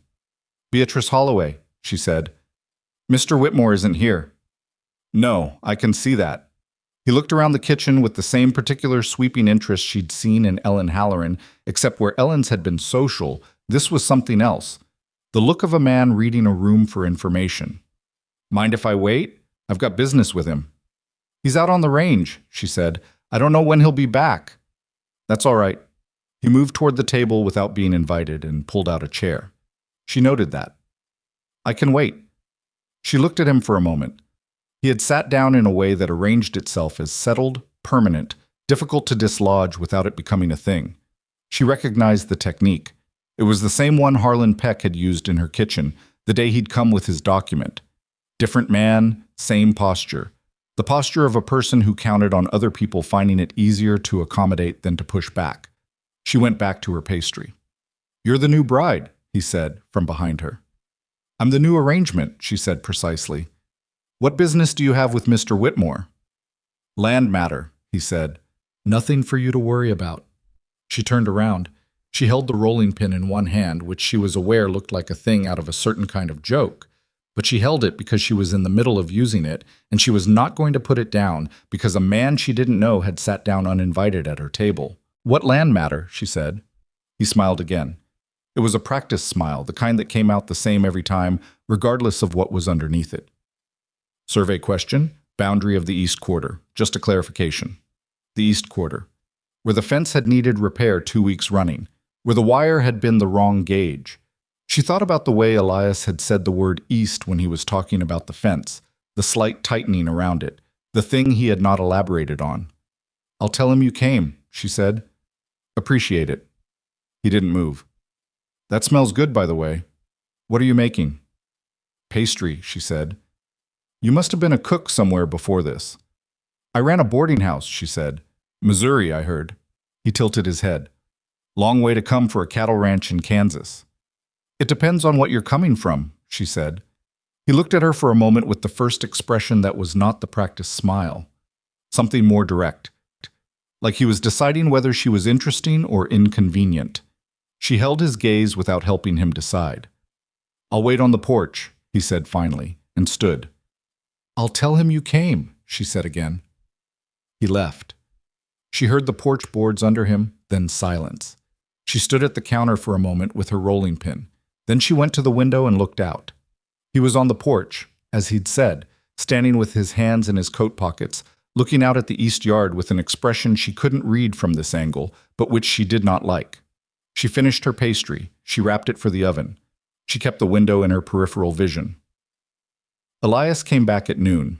She heard Walt Greer's voice on the porch change when Elias appeared, warmer, louder, the voice of a man who had been waiting and was now executing the real reason for the wait. She could not hear the words. She put the pastry in the oven and timed it. 5 minutes later, Elias came inside alone. He closed the door and stood at it for a moment with his back to the room. Then he turned. His face had the particular closed quality she had learned to distinguish from his ordinary reserve. Not thoughtful silence, but something being held under pressure. Walt Greer came while you were out, she said. I know. He told me. He came to the table and sat down, put both hands flat on the table, which was a thing she had not seen him do. There's a dispute about the east boundary. He said it was a survey question. That's what he says. He looked at his hands. He's been saying it for 8 months. It started as a question about 14 feet of fence line. It's turned into a question about 11 acres. She set down the dish towel she'd been using. 11 acres of what? Water access. There's a creek run that feeds the east grazing. If the boundary goes where Greer is now claiming it goes, the creek access belongs to the parcel east of mine. He paused. Which Greer bought 2 months ago. She sat down across from him. Does he have documentation? She said. He has a survey from 1871 that shows a boundary line. My deed is from 1873 and shows a different line. He says the 1871 survey is the controlling document. He looked up at her. I've been fighting it at the land office for 8 months. Every time I go in, there's a new form, a new requirement, a new reason for the delay. And every delay costs me because I can't plan the east grazing without knowing if the water access is mine. She thought about the fence on the east quarter, the wrong gauge wire, the repairs that kept being needed, the way he hadn't elaborated when he talked about that section. He's been managing you, she said. He looked at her directly. What? 8 months of forms and delays. He's not trying to win an argument. He's trying to exhaust you, tire you out, run up your legal costs if you have any, make you feel like it's not worth it. Wait until you're ready to settle for something less than what you're actually owed. He was very still for a moment. I've thought about that, he said, but thinking it and proving it are different things. Do you have a lawyer? Had one. He moved to Wichita last spring. Is there another one in the county? One. Henderson in Marysville. He's expensive and he's busy and he's already told me the case isn't clear-cut. She thought for a moment. The pastry in the oven was going to need coming out in 4 minutes. The 1871 survey, she said. Where was it done from? What was the reference point? He looked at her with an expression she was beginning to recognize. The expression he had when something she said was not what he expected, and he was recalibrating. The old mill. The reference point was the old Garver mill on the creek. Is the mill still standing? No, burned in 1878. Then the survey can't be verified against its reference point, she said, which means it's a document without an anchor. Your 1873 deed presumably has its own reference points. The road junction and the northeast corner post, which still exist. The junction does. The post, he stopped. The post was replaced 2 years ago. The original rotted out. Did you record the replacement with anyone? A longer pause. No. She stood up and went to the oven because the pastry needed to come out, and it needed to come out now, regardless of anything else. She wrapped the cloth around the pan, lifted it out, set it on the rack, looked at it. Properly done. Better than she'd expected from the unfamiliar oven. She stood there for a moment with the oven cloth in her hands. You need to find the original survey records for your 1873 deed, she said. Not a copy, the original filing, or the field notes from the surveyor. If the surveyor made field notes, they'll have measurements from multiple reference points, not just the ones that are gone. And you need to do it before Greer does, if he hasn't already. She turned around. He was watching her with an expression she couldn't entirely classify. Not the closed face, not the careful deliberateness, but something underneath both of those. Something that was trying to work out who she actually was. You know about land surveys, he said. I know about documents, she said. When someone took my boarding house, they used documents to do it. I spent 6 weeks trying to find a document that would undo what they'd done, and I couldn't find it in time. But I learned what I should have been looking for. She folded the oven cloth. You have time to find it. Barely, maybe. But you have time. He looked at her for a long moment. The county records office is in Marysville, he said. Same town as Henderson. Then you need to go to Marysville, she said, and maybe see Henderson while you're there. He was quiet. The kitchen held the smell of the pastry cooling on the rack, and outside the Sunday stillness was giving way to afternoon wind, the same wind that always came up by midday regardless of what the morning had been. I can go Tuesday, he said. Go Monday, she said. He looked at her. Then after a moment, Monday. She put the oven cloth on its hook and went back to her bread dough, which had been rising for 2 hours and was ready to be shaped. She worked it at the counter, turning and pressing, and she could feel him still at the table behind her, not ready to move yet, sitting with the weight of 8 months of wrong-gauge wire and water rights, and the particular exhaustion of a man who has been fighting something he couldn't quite see clearly, and who has just been handed the first clear look he's had. She did not say anything more about it. She shaped the bread. She put it in the pan and set it to rise again. Behind her, she heard him stand and push the chair in and pick up his hat from the hook by the door. He paused at the door. Beatrice, he said. She turned. The survey field notes, he said. What do they look like? What am I looking for? She told him. She told him precisely. The format of pre-state survey documents in Kansas, what a field notebook looked like versus a finished survey map, what language to use when asking the records clerk so as not to be redirected to the wrong category of document. She had learned all of this too late to save her own building. She was giving it to him with enough time to save his land. He listened with complete attention, the way he listened to everything, as if hearing it once was enough, as if he intended to use it. When she was done, he nodded once. Thank you, he said. It was not a casual thing to say. He said it like he meant it in the specific and not the general, and then he went out, and she heard him cross the porch and go down into the yard, the sound of his boots fading toward the barn. She stood at the counter for a moment, then she went to check on the bread. What happened that evening was small. It would not have seemed like much to anyone watching from outside. Clara had come to the kitchen while Beatrice was making supper. Not standing in the doorway this time, but coming all the way in, sitting at the table with her notebook open, actually writing in it while Beatrice cooked. Not recording names. Something else. Beatrice did not ask what. They ate supper together, just the two of them, because Elias had gone back out to the East Quarter in the late afternoon. Something to check. Something he was seeing differently now, she suspected, with the boundary dispute named clearly. And Margaret was at her own house, and the hands ate in the bunkhouse on Sundays. Two people at a table, one of them 9 years old and left listing braids in a notebook. One of them 41 with flowers still on her sleeve from the afternoon's baking. The soup was left from Saturday, reheated, and she had made fresh bread and put the pastry out for after. Clara ate her soup, ate her bread, looked at the pastry. "Is that the thing from the recipe tin?" Clara asked. "I saw you looking at it this morning." "It is," Beatrice said. "It's my mother's recipe. I haven't made it in years." "Is it good?" "I think so. The oven in this kitchen runs a little hot on the right side, so the edge is darker than I wanted, but the inside should be right." Clara served herself a piece, ate a bite, chewed it with the complete seriousness of someone deciding something important. "It's good," she said. "The edge." "The edge is fine," Clara said. "It's not burnt, just more cooked." "There's a difference," Beatrice agreed. Clara ate the rest of her piece. She looked at the notebook, which was open on the table. Then she looked at Beatrice with the direct honesty she used when she'd decided to say something without softening it. "I changed what I wrote about you," she said. Beatrice waited. "Before I wrote your name," Clara said, "and then arrived.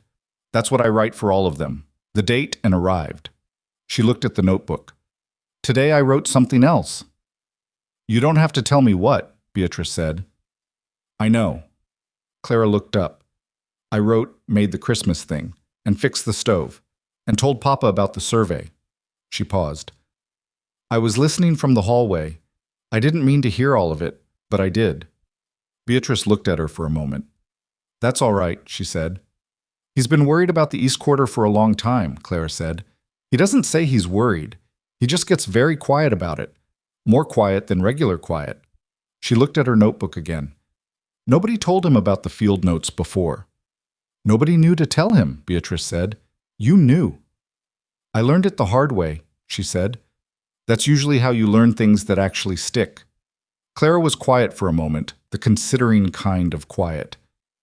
"Is that why you came here?" she said. "Because you learned things the hard way?"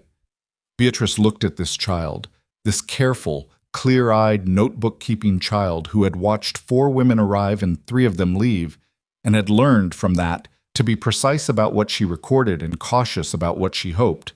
And she thought about what to say, not about what was comforting or what would sound right, about what was true. "Yes," she said, "that's part of it." Clara nodded, as if this confirmed something she had already suspected. She closed the notebook and held it in her lap rather than against her chest, which was a small thing, barely a thing at all. Outside, the wind that came up every afternoon had settled into its evening register, lower and steadier, moving across the plains with the indifference of something that has been doing this for longer than anything standing in its way.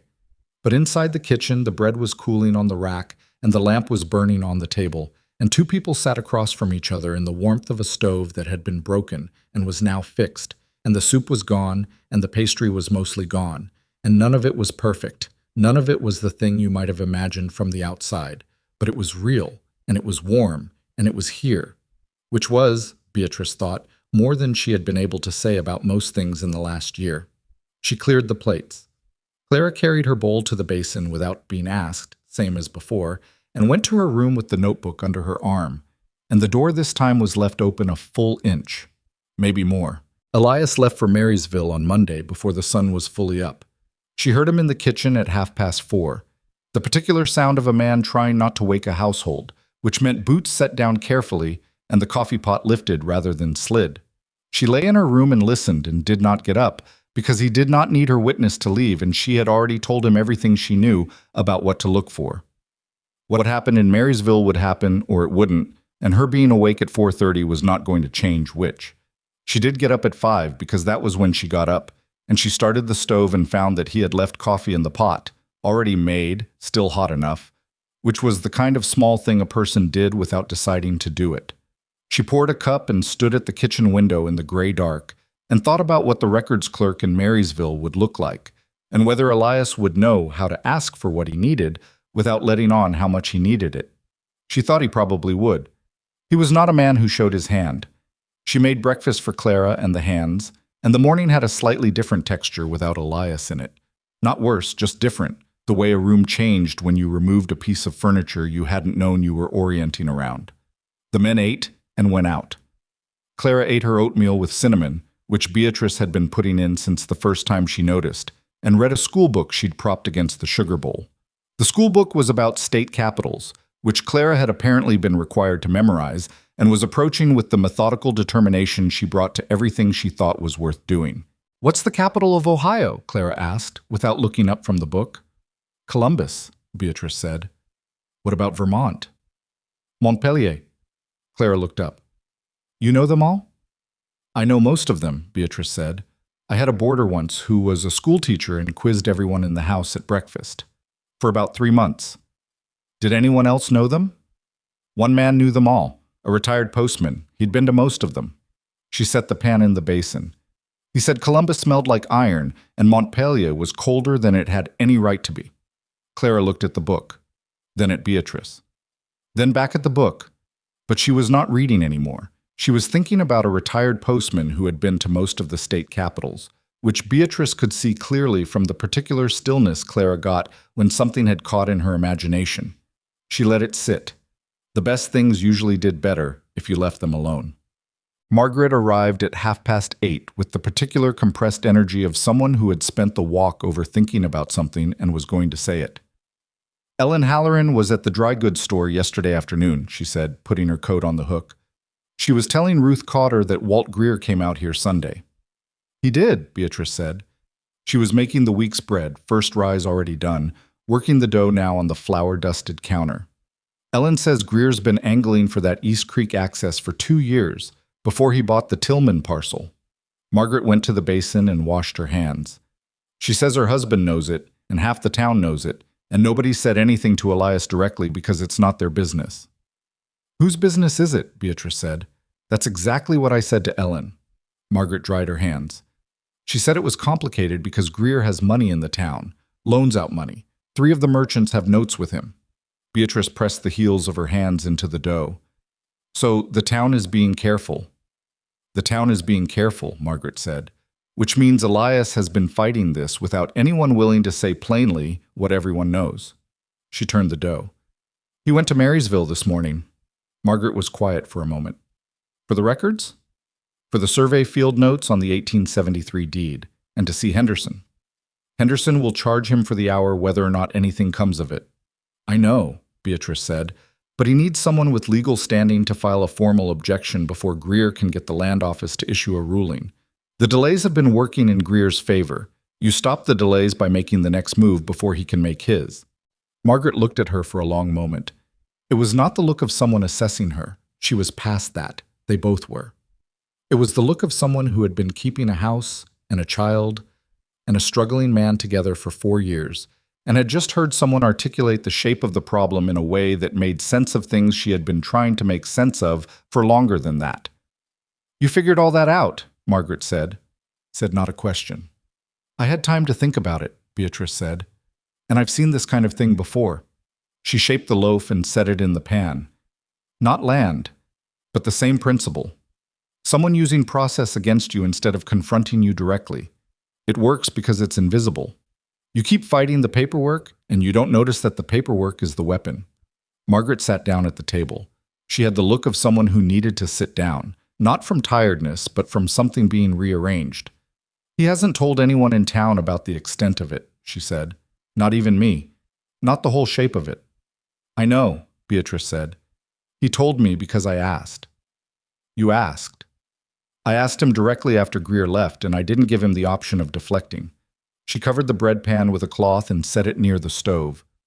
"He answered because he's not a man who lies. He doesn't like to talk about it, but he doesn't lie." Margaret was quiet again. Then she said, "His wife used to say that. that he was honest to a fault, that he'd rather go without than ask for something he wasn't sure he was entitled to. The kitchen held the quiet for a moment. A log shifted in the stove. The wind outside had not come up yet. It usually started later in the morning, building through the afternoon.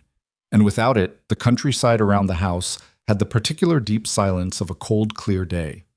"Tell me about her," Beatrice said. She said it without weight, the way you asked about something you wanted to understand rather than something you wanted to use. "You don't have to." "No," Margaret said. "I don't mind." She looked at her hands on the table. Caroline was from Pennsylvania originally. She came out here when they were first married. She was 22, he was 24. She didn't know what she was getting into, and she knew she didn't know, and she decided that was all right, that she'd learn. Margaret paused.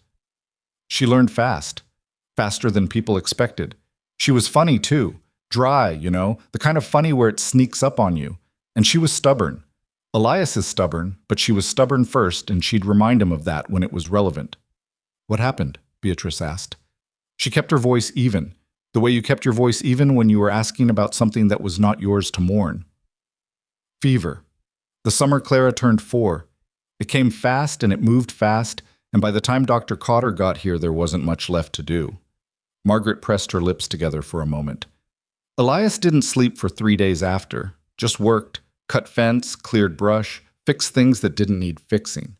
Clara was 4 years old, and she followed him around the yard because she didn't know what else to do. Margaret looked up. "I moved my things into the house the week after. I wasn't going to leave them." Beatrice looked at the bread pan near the stove, the cloth rising slightly already with the warmth coming off it. "He thinks the brides were the answer," she said, to Clara. "He thinks Clara needs a mother," Margaret said, "which she does. But he chose women the way he'd choose a piece of equipment, whether they could do the work. He doesn't know how to choose for anything else. He doesn't trust himself to. Because he chose Caroline for something else and lost her." Margaret looked at her. "You're very quick," she said. "Not a criticism, just noticing." "I've been watching him," Beatrice said. "He's not complicated. He's just compressed." She sat down across from Margaret. "He puts everything in the smallest possible package and then acts like there's not much there." "Yes," Margaret said. "That's exactly right." They sat for a moment in the kitchen, two women who had both, in different ways, arranged their lives around a man who did not know how to ask for what he needed. And the honesty of that particular shared understanding was something that didn't need naming. "I'm not trying to be Caroline," Beatrice said. "I couldn't be, and I'm not trying." "I know," Margaret said. She'd have known that too if she could see it. She wasn't precious about things that weren't hers to be precious about. She stood, moved to the basin, began organizing the morning's dishes with the efficient purposefulness that was her natural mode. "For what it's worth," she said, her back to Beatrice, "I think you're the first one he's actually told anything real to. The others he was polite to. You he talks to." Beatrice did not say anything to that. She got up and went back to the counter to prepare lunch. Elias came back from Marysville on Tuesday evening, later than she had expected, and the fact that it was later than expected before she knew anything else made something settle in her chest, because a longer trip usually meant something had been found or something had been decided.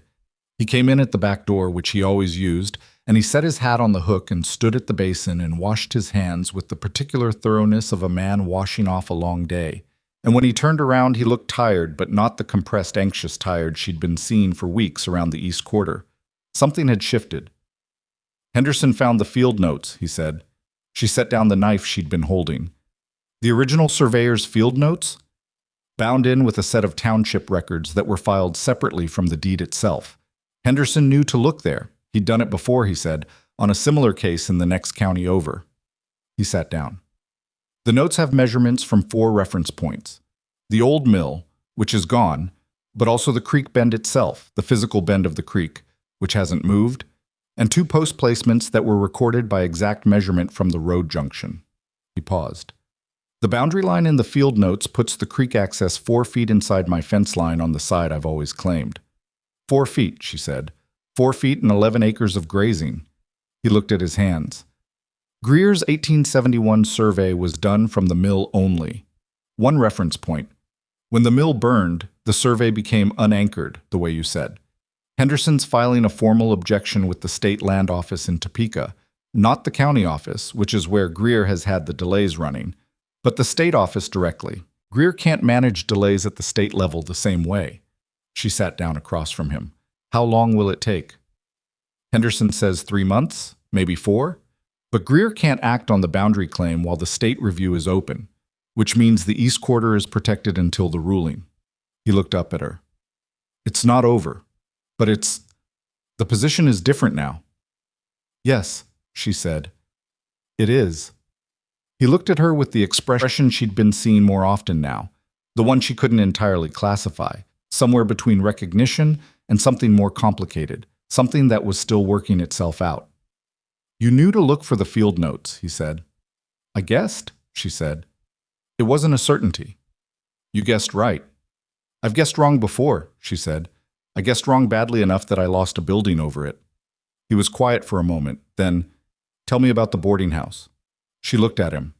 He met her look with the straightforward steadiness that was the thing she had come to trust most about him, the thing that made his silences feel different from other men's silences. She told him, not everything, not in one sitting, but the shape of it. Harold and the business partnership that had started good and gone sideways in ways she hadn't seen until they were already sideways. Edmund's slow, quiet transfer of the deed, Harlan Peck with his folded paper and his flat smile. The Friday morning, she had handed over the keys to every room in a building she had scrubbed and tended and fed people in for 11 years. She told it plainly, the way she told things, without making it into a speech about injustice or a story about suffering.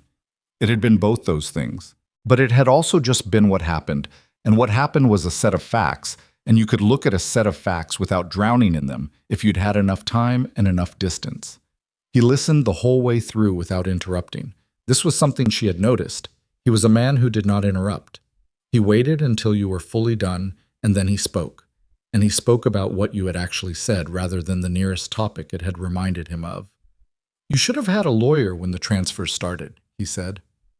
I know that now. I should have had a lawyer in Marysville 8 months ago. You know that now too, she said. He almost smiled. The same brief flicker. I'm seeing a pattern. We're similar in some ways, she said. We both tried to manage things ourselves longer than was reasonable. Because asking for help feels like admitting you can't manage. Yes, she said. Exactly that. He looked at the table for a moment. The kitchen was warm. It was always warm now, the stove running properly. And outside the Tuesday evening had gone fully dark, and in the bunkhouse there was a low sound of men's voices that carried on still nights. And somewhere in the house, Clara was in her room with her notebook, recording the things she needed to record. I want to ask you something, Elias said. He said it in the tone of a man who has been deciding whether to say something for a while and has finally decided. She waited. Why are you doing this? He said. The stove, the well, the survey, He paused. You didn't come here to fight my land disputes.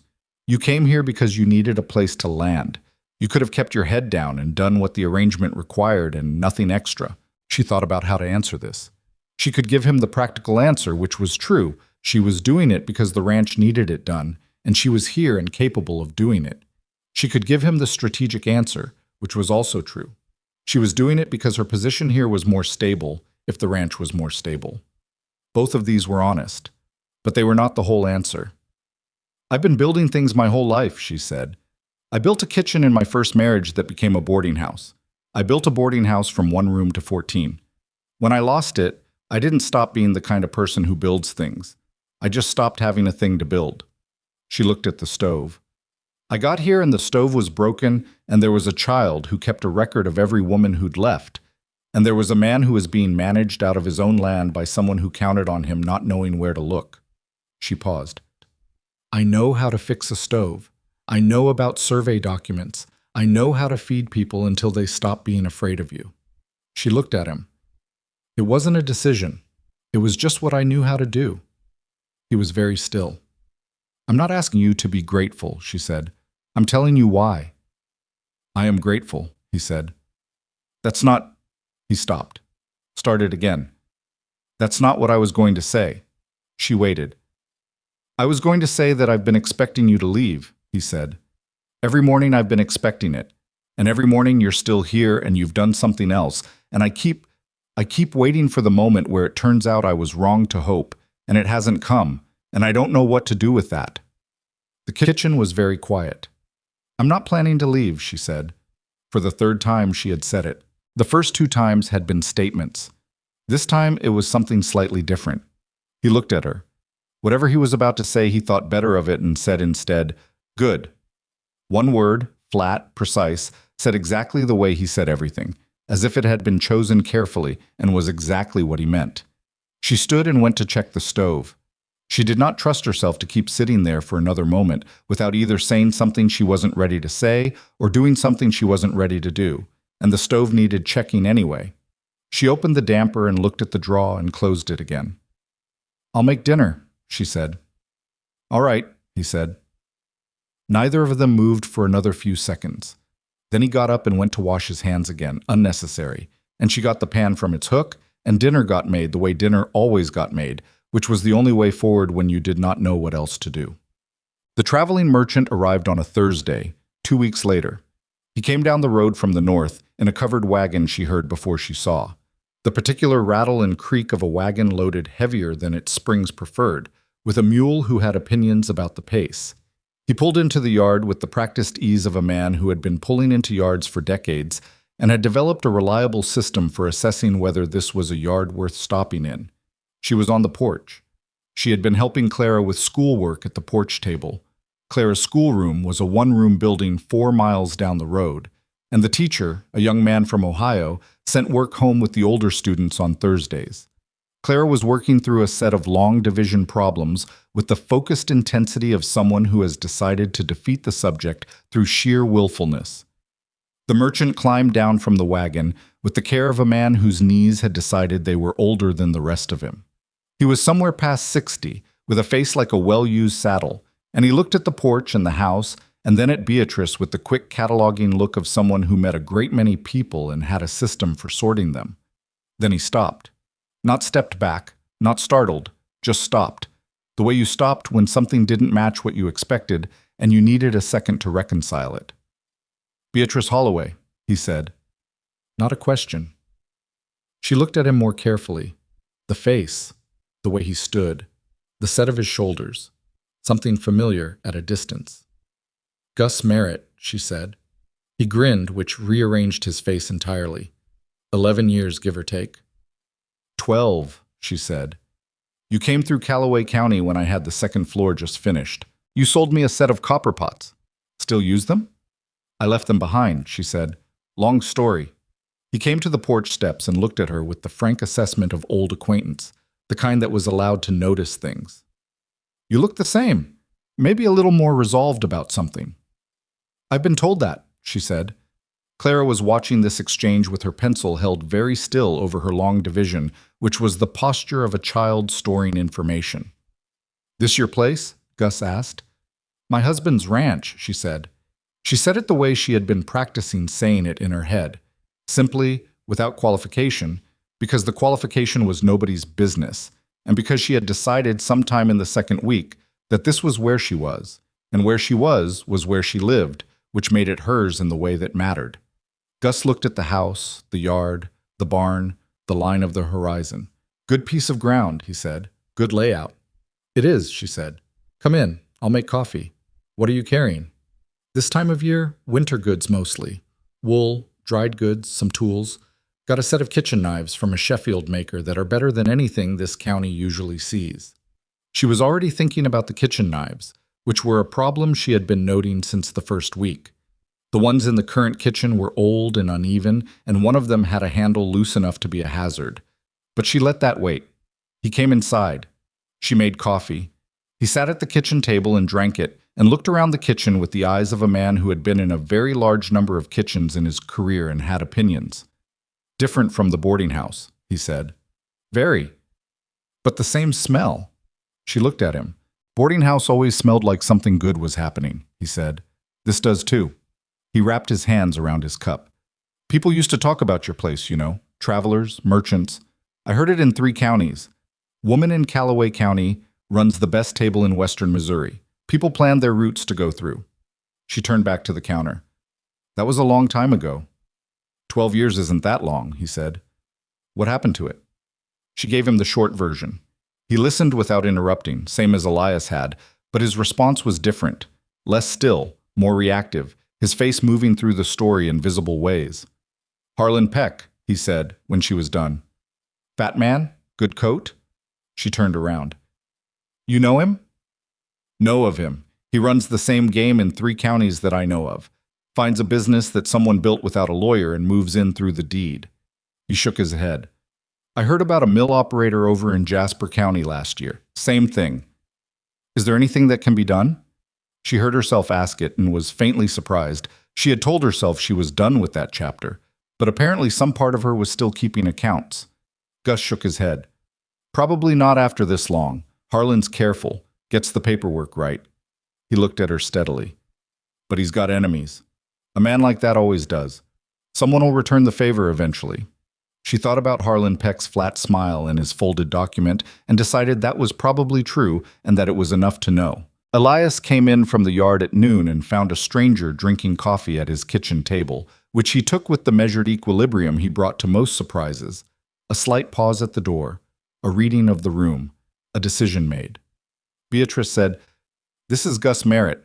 He's a traveling merchant. He knew me when I had the boarding house." Elias shook the man's hand. "What are you carrying?" "Winter goods," Gus said. "Wool, dried stores, Sheffield knives." Elias looked at Beatrice. "Do we need anything?" "The kitchen knives," she said, "and possibly the wool, depending on what he has and what it costs." They went to the wagon after lunch, Elias and Beatrice and Clara, who had finished her long division and considered herself released from further academic obligation for the afternoon. Gus laid out his goods on the tailgate with the organized precision of a man who had done this 10,000 times, and Beatrice looked at the Sheffield knives and picked up each one and tested the balance and the edge, and chose 3, and haggled with Gus for the price in the easy way of people who had done business before, and knew neither of them was trying to take advantage of the other. Elias watched this without comment. She was aware of him watching, the same way she was aware of most things in the yard. Clara was examining a bolt of dark blue wool that Gus had laid out at the end of the tailgate. "That's a good color for a coat," Gus said. "Heavy enough for Kansas winter." Clara looked at the wool, then at Beatrice. "My coat is too small," she said, in a tone that was trying hard not to be a request. Beatrice looked at the coat Clara was wearing. She had noticed this 2 weeks ago. The sleeves were short by 1.5 inches, which meant they'd been short for at least 1 growing season, possibly 2. She'd put it on the list without saying anything. "How much for 2 yards?" she asked Gus. Gus named a price. She looked at the wool. It was genuinely good, dense, evenly woven, the kind that would last years if it was looked after properly. She named a counter. They settled in the middle, which was where they always settled. Elias, behind her, said nothing. But when they went back inside and she set the wool on the table, she noticed he looked at it the same way he had looked at the cinnamon on the supply list, with a brief expression that had something in it she did not try to name. Gus stayed for dinner. She didn't invite him exactly. She said dinner was at 6 and he was welcome, which was the boarding house form of invitation, the one that put it on the other person to decline rather than forcing you to extend. He didn't decline. He ate dinner. They all did. Gus and Elias and Beatrice and Clara and Margaret, who had stayed late that evening to finish some mending, and Gideon, who occasionally ate in the house rather than the bunkhouse when there was company, because Gideon had a social instinct that was more developed than the other hands, and he was not going to miss a stranger with a story. Gus did have stories. He had been traveling the Plains states for 30 years with various wagons and various goods, and had an inventory of events and people that he rationed out over the meal with the experience of a man who knows how to keep a table interested. Clara asked him 4 questions about state capitals, which he answered with 3 correct and 1 wrong. He thought Delaware's capital was Dover, which was right, and she told him it was right with the air of someone who had recently verified the same fact and was glad to confirm it. After dinner, Gus helped clear the table without being asked, which impressed everyone and which he was clearly aware it did, and he told 2 more stories while the dishes were being done, one of them about a copper mine in Nevada. That was funny in a slow-building way that arrived at its punchline gradually, and even Elias laughed, shortly and quietly, in the way he laughed, as if laughter was something that happened to him rather than something he performed. Beatrice stood at the basin listening and watched it happen. A man she had known in a previous life had walked into the yard and, without knowing he was doing it, given the household an evening that felt like something other than managing. Just an evening.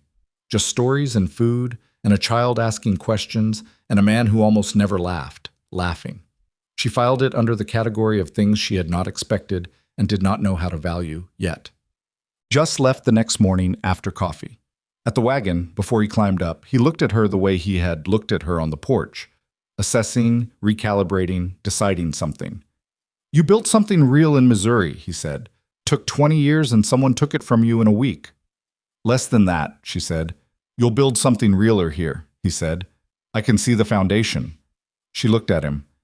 "That's a kind thing to say?" "It's not kind," he said. "It's observation. I've been watching people build things and fail to build things for 30 years.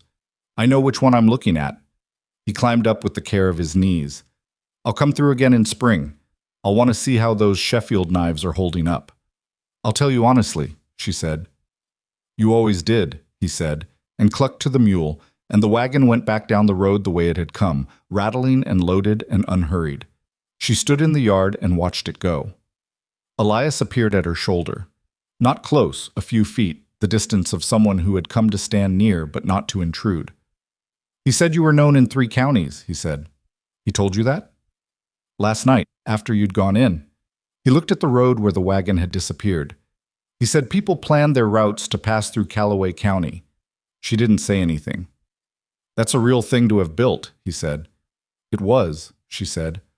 "I want you to know—" He stopped. He did the thing where he chose whether to say something and decided. "I want you to know that I understand what you gave up to be here. I didn't before. I thought you were—" Another stop. "I thought you were coming from nothing, because that's what the arrangement implied. Women who had nothing left and needed a place. I came from nothing," she said. "By the time I got on the train, that was true." "But you'd come from something," he said. "Before." "Yes." He was quiet for a moment. The morning was clear and cold, and the frost was still on the fence rails, and the yard was very still with the wagon gone and the sounds of the ranch settling back into its regular rhythms. "I don't know that I can give you back what you lost," he said. It was the most direct thing he had said to her, and she could hear in it what it cost. "But I want the chance to try." She looked at the fence rails, at the frost, at the line of the horizon, which in Kansas went further than she had ever seen before she came here, further than she had known a horizon could go. "You already have," she said. "You just haven't noticed yet." He turned to look at her.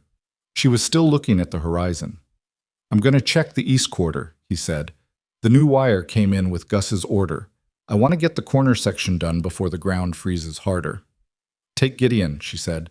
"The corner post will need 2 people to set properly." A pause. "Yes," he said. "All right." He went. She stood in the yard a moment longer with the cold air moving around her and the ranch making its sounds. The horses in the barn, the voices of the hands, the distant low of cattle somewhere on the pasture, all the ordinary noise of a place that was alive and working and in need of attention, which was the only kind of place she had ever known how to love. She went back inside. Clara was at the kitchen table, notebook open, writing. She didn't look up when Beatrice came in, which meant she was focused, which meant she was writing something that mattered. Beatrice went to the stove and started the mid-morning coffee and did not interrupt. After a few minutes, Clara said, "I added something." "To the notebook?" "To the page with your name." She was still looking at the notebook. "I wrote 'stayed,' and then I wrote the date." Beatrice poured coffee and set a cup near Clara's elbow. "Just stayed?" she said. Clara looked up. "Not just," she said. She said it in the certain way of a 9-year-old who has thought a thing through carefully and is very sure of it. "Stayed is the biggest thing in the book, the ones who left. I wrote what they did before they left. Dorothy made a pie once. Vera fixed a window latch. But I didn't write stay for any of them because they didn't." She looked at the notebook. "You're the only one where I wrote it." Beatrice looked at the child, at the notebook, at the entry she couldn't read from where she was standing. "Finish your division problems," she said. I'll make something for noon. Clara closed the notebook, picked up her pencil. What are you making? I don't know yet, she said. Something with the cinnamon. Clara's face did the thing where a smile arrived before she decided to let it.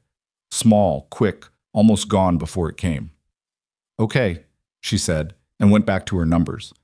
Beatrice stood at the counter and looked out the kitchen window at the yard, at the frost-edged fence rails and the bare sky and the flat, wide land going out in every direction, and she thought about what stayed meant, really meant, in a notebook kept by a child who had learned to be exact about such things. She decided it meant about what she thought it did. She started on the cinnamon thing, not sure yet what form it would take, what the oven could do today, what she had on hand. She'd figure it out as she went, which was how she'd always figured most things out. Start with what you have. See what it wants to become. Let it surprise you sometimes. The stove was burning well. The kitchen was warm. Outside, somewhere on the east quarter, a man she was beginning to know was setting fence posts in frozen ground with a man he trusted, doing the work of protecting something he'd built. Inside, a girl wrote numbers in a margin of her school book, and the smell of cinnamon started to come up slowly from the pan on the stove. And the day continued the way days did. Not smoothly, not perfectly, not without the next difficulty already forming somewhere just past the horizon, but forward, which was the only direction that had ever been available. The ruling from the State Land Office in Topeka came on a Wednesday in late January, 4 months after Henderson had filed the formal objection. Beatrice was in the kitchen when Elias came in with the letter. She knew what it was before he opened it. She could tell from the way he carried it, with the careful flatness of a man holding something he was afraid to want too much. She kept working. She did not stand over him while he read it. Some moments needed room around them. He read it twice. Then he set it on the table and looked at it. The state office ruled in my favor, he said. The 1871 survey is superseded by the field notes from 1873. The east boundary stands where my deed says it stands. She turned around. His face was not triumphant. That was the thing she noticed first. He looked like a man who had put something down that he had been carrying too long, and was now standing very still, feeling the absence of the weight. The creek access, she said. Mine, he said. All of it. She nodded. She turned back to the counter because he needed a moment that was not being watched. Greer can appeal, he said to her back. Henderson says he has 30 days to file. Will he? A pause. Henderson thinks not. The field notes are too clean, and Greer knows everyone in town knows what he was doing. Appealing makes it more public, not less. She heard the letter being folded, the sound of it going into his coat pocket. It's over, she said. Near enough, he said. She finished what she was doing at the counter. Then she said without turning, Go tell Gideon. He's been worried about the east pasture as long as you have. A short silence. Yeah, he said. All right. He went out. Through the window, she watched him cross the yard to the barn with a stride that was somehow different than the one she'd been watching for months. Not faster, not more certain exactly, but lighter. The stride of a man who no longer had something pulling at him from behind. She stood at the window for a moment. Then she went to find Clara. Clara was in her room, the door open, the full inch. It had been staying open since that first night, not doing schoolwork. She was sitting on the edge of her bed with the notebook in her lap, not writing, just looking at it. Your father got the letter from Topeka, Beatrice said from the doorway. The land office ruled in his favor. The east quarter is settled. Clara looked up. The creek too? The creek too. Clara looked back at the notebook. Her jaw worked slightly in the way it worked when she was feeling something she wasn't sure yet whether to express. I'm going to write that down, she said. I figured you would, Beatrice said. She left her to it. Ellen Halloran came by 2 days later with Nora and Ruth Cotter, ostensibly to return a borrowed pot that had been borrowed before Beatrice arrived, and which she had never noticed was missing. She knew this was the occasion rather than the reason, and she made coffee and put out the heel of the week's honey cake and let Ellen work up to what she'd come to say. It took about 15 minutes. I want to say something, Ellen said, in the tone of a woman who has rehearsed this, that I perhaps should have said earlier. She looked at her coffee cup. When you arrived, I came to this house with the intention of warning you, which was presumptuous and unnecessary, and I knew it even at the time. Beatrice waited. You are clearly not a woman who needs warning, Ellen said. You are clearly a woman who should have been asked if she needed anything, which is a different thing entirely, and I should have asked that instead. Ruth caught her, beside her, said nothing, but she was nodding slightly in the way of someone who had suggested this framing and was glad to see it delivered. Nora said, "We thought you'd leave like the others." "Nora," Ellen said. "She knows that," Nora said. "She's not stupid." "I know," Beatrice said. "Most of the town thought that." "Most of the town was wrong," Ruth said. It was a plain statement, undecorated, which was Ruth's way of saying most things. Ellen looked at her hands. "Greer's been quiet since the ruling," she said. "Very quiet, which is unusual for him." She looked up. "My husband thinks he's going to move on. Find somewhere else to run the same game. He's not a man who stays where the ground has shifted under him." "Good," Beatrice said. "For what it's worth," Ellen said, and here her rehearsed quality gave way to something less scripted, something that had more weight to it. "The town is glad the ranch is in better hands. Not because of Elias. He's a good man, we've always known that. But a good man alone with a broken stove and a worried little girl and a land dispute he couldn't see clearly. That's a different thing from what we're seeing now." She looked at Beatrice directly. "You're what changed." Beatrice thought about how to answer that. "The ranch changed," she said. "I just knew where a few things were stuck." Ruth caught her, almost smiled. Ellen looked like she wanted to argue the point and decided against it. They finished their coffee.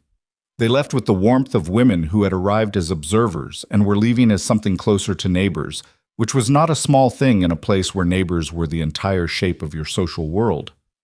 Beatrice washed the cups and thought about what Ellen had said, about good men alone with broken things they can't see clearly. She thought about how long it was possible to carry something by yourself before you stopped being able to see it clearly, before the weight of it became so familiar that you forgot it was weight at all and just thought it was the shape of your life. She had done that with the boarding house, carried the slow wrongness of Edmund's behavior for longer than she should have because she had been too close to it and too tired to look at it clearly. Elias had done it with the survey, with the East Quarter, with 3 women who had come and gone while he was trying to solve the wrong problem.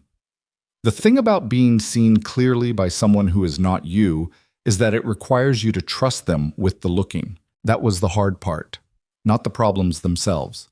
The trusting. Well, on a Sunday evening in February, the first real snow of the winter came down in the serious way of plain snow. Not decorative, not brief, but committed. The kind that settled in for days and changed the shape of everything it covered. By nightfall, there were 6 inches on the ground and more coming, and the ranch pulled inward the way it always did in heavy snow. Everything tightened and closed, the world reduced to what the light from the windows could reach. Elias had gotten the cattle into the shelter pasture before the worst of it. The hands were in the bunkhouse. Margaret had stayed rather than try the quarter-mile walk in the dark and snow, and she was in the main room with her mending, which she brought with her the way she brought everything, practically, without fuss.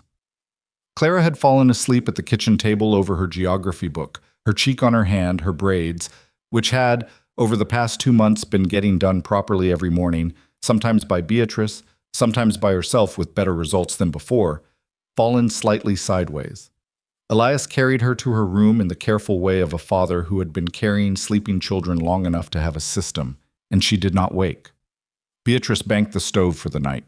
She could hear the snow against the kitchen window, a faint sibilant hiss, and the wind that had come up with it, and underneath both of those the deep silence that heavy snow made.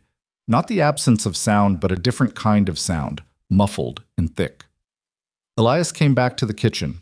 He stood at the window and looked out at the white dark. "She's getting heavier," he said, meaning the snow. "It'll be a few days," she said. He turned from the window. He looked at her with the expression that had been building since the letter from Topeka, since the evening she told him about the boarding house, since the morning Gus Merritt had gone back down the road, an expression that had been working its way toward something for months, patient and careful, the way he was patient and careful about everything he did not want to get wrong. "I want to ask you something," he said. "You said that once before," she said, "in this kitchen." "I know." He looked at the floor, then up at her. "This time I'm going to finish asking it." She waited. "I want you to stay," he said, "not as the arrangement, not because the ranch needs someone. I want you to stay because..." He stopped, and she could see him deciding on precision, choosing the right words the way he always chose them, not for how they sounded, but for whether they were true. Because when I come in from a day that was bad, this room is where I want to be, because Claire's door is open. Because I had 8 months of wrong and 4 months of right, and the difference is you, and I know the difference. The snow pressed against the window. The stove ticked with the settling of wood. She thought about a Friday morning with $63 and a train ticket and nothing else. She thought about a list in a pantry by lamplight. She thought about a notebook that now had the word stayed in it, underlined, with a date. She thought about what it meant to build something real. Not perfect, not without cost, not without the accumulated weight of everything you'd lost to get there, but real and warm and yours. I'm not easy to live with, she said. I have opinions about how things should be done, and I say them directly, and I don't stop working when I should, and I hold grudges longer than is charitable. I know, he said. You've had 4 months, she said. It's a short time to know someone. It's not a short time, he said. Not the way you lived in it. She looked at him. At the man who did not interrupt, who chose words like tools, who had put cinnamon on a supply list and not said why, who had carried 11 acres of water rights for 8 months without telling anyone the real shape of it, who had picked up her trunk at the train platform without being asked and set it down gently on the other side. All right, she said. He looked at her. All right, you'll stay. All right, I'll stay, she said. I've been staying. You're just catching up. Something crossed his face. Not the almost smile. The actual thing, brief and real, a little crooked, gone quickly, but there. There. Yes, he said. I suppose I am.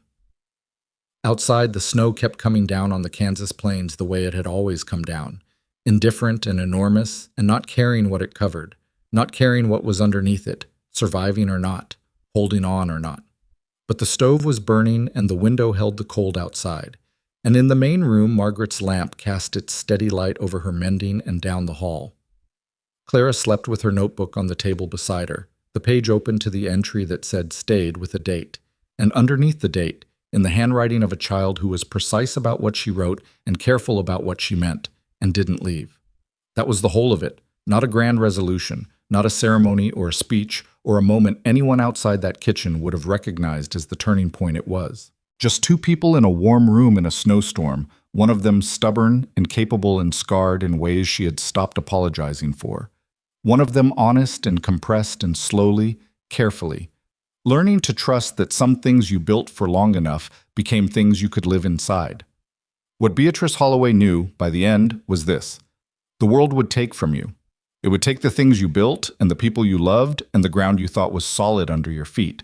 And sometimes it would do it slowly and sometimes fast, and sometimes the person doing the taking would have a flat smile and a folded paper, and sometimes it would just be time, just ordinary time moving the way it moved, and there was nothing to do about any of it except be the kind of person who knew how to pick up the next tool and start again. You did not have to be perfect to be worth staying for. You did not have to be young or light or easy. You had to be real and willing and present, and you had to be able to look at a broken stove and see not the failure of the thing, but the work of fixing it. That was all. It was enough. It had always been enough. The snow fell, the stove burned, the ranch went on.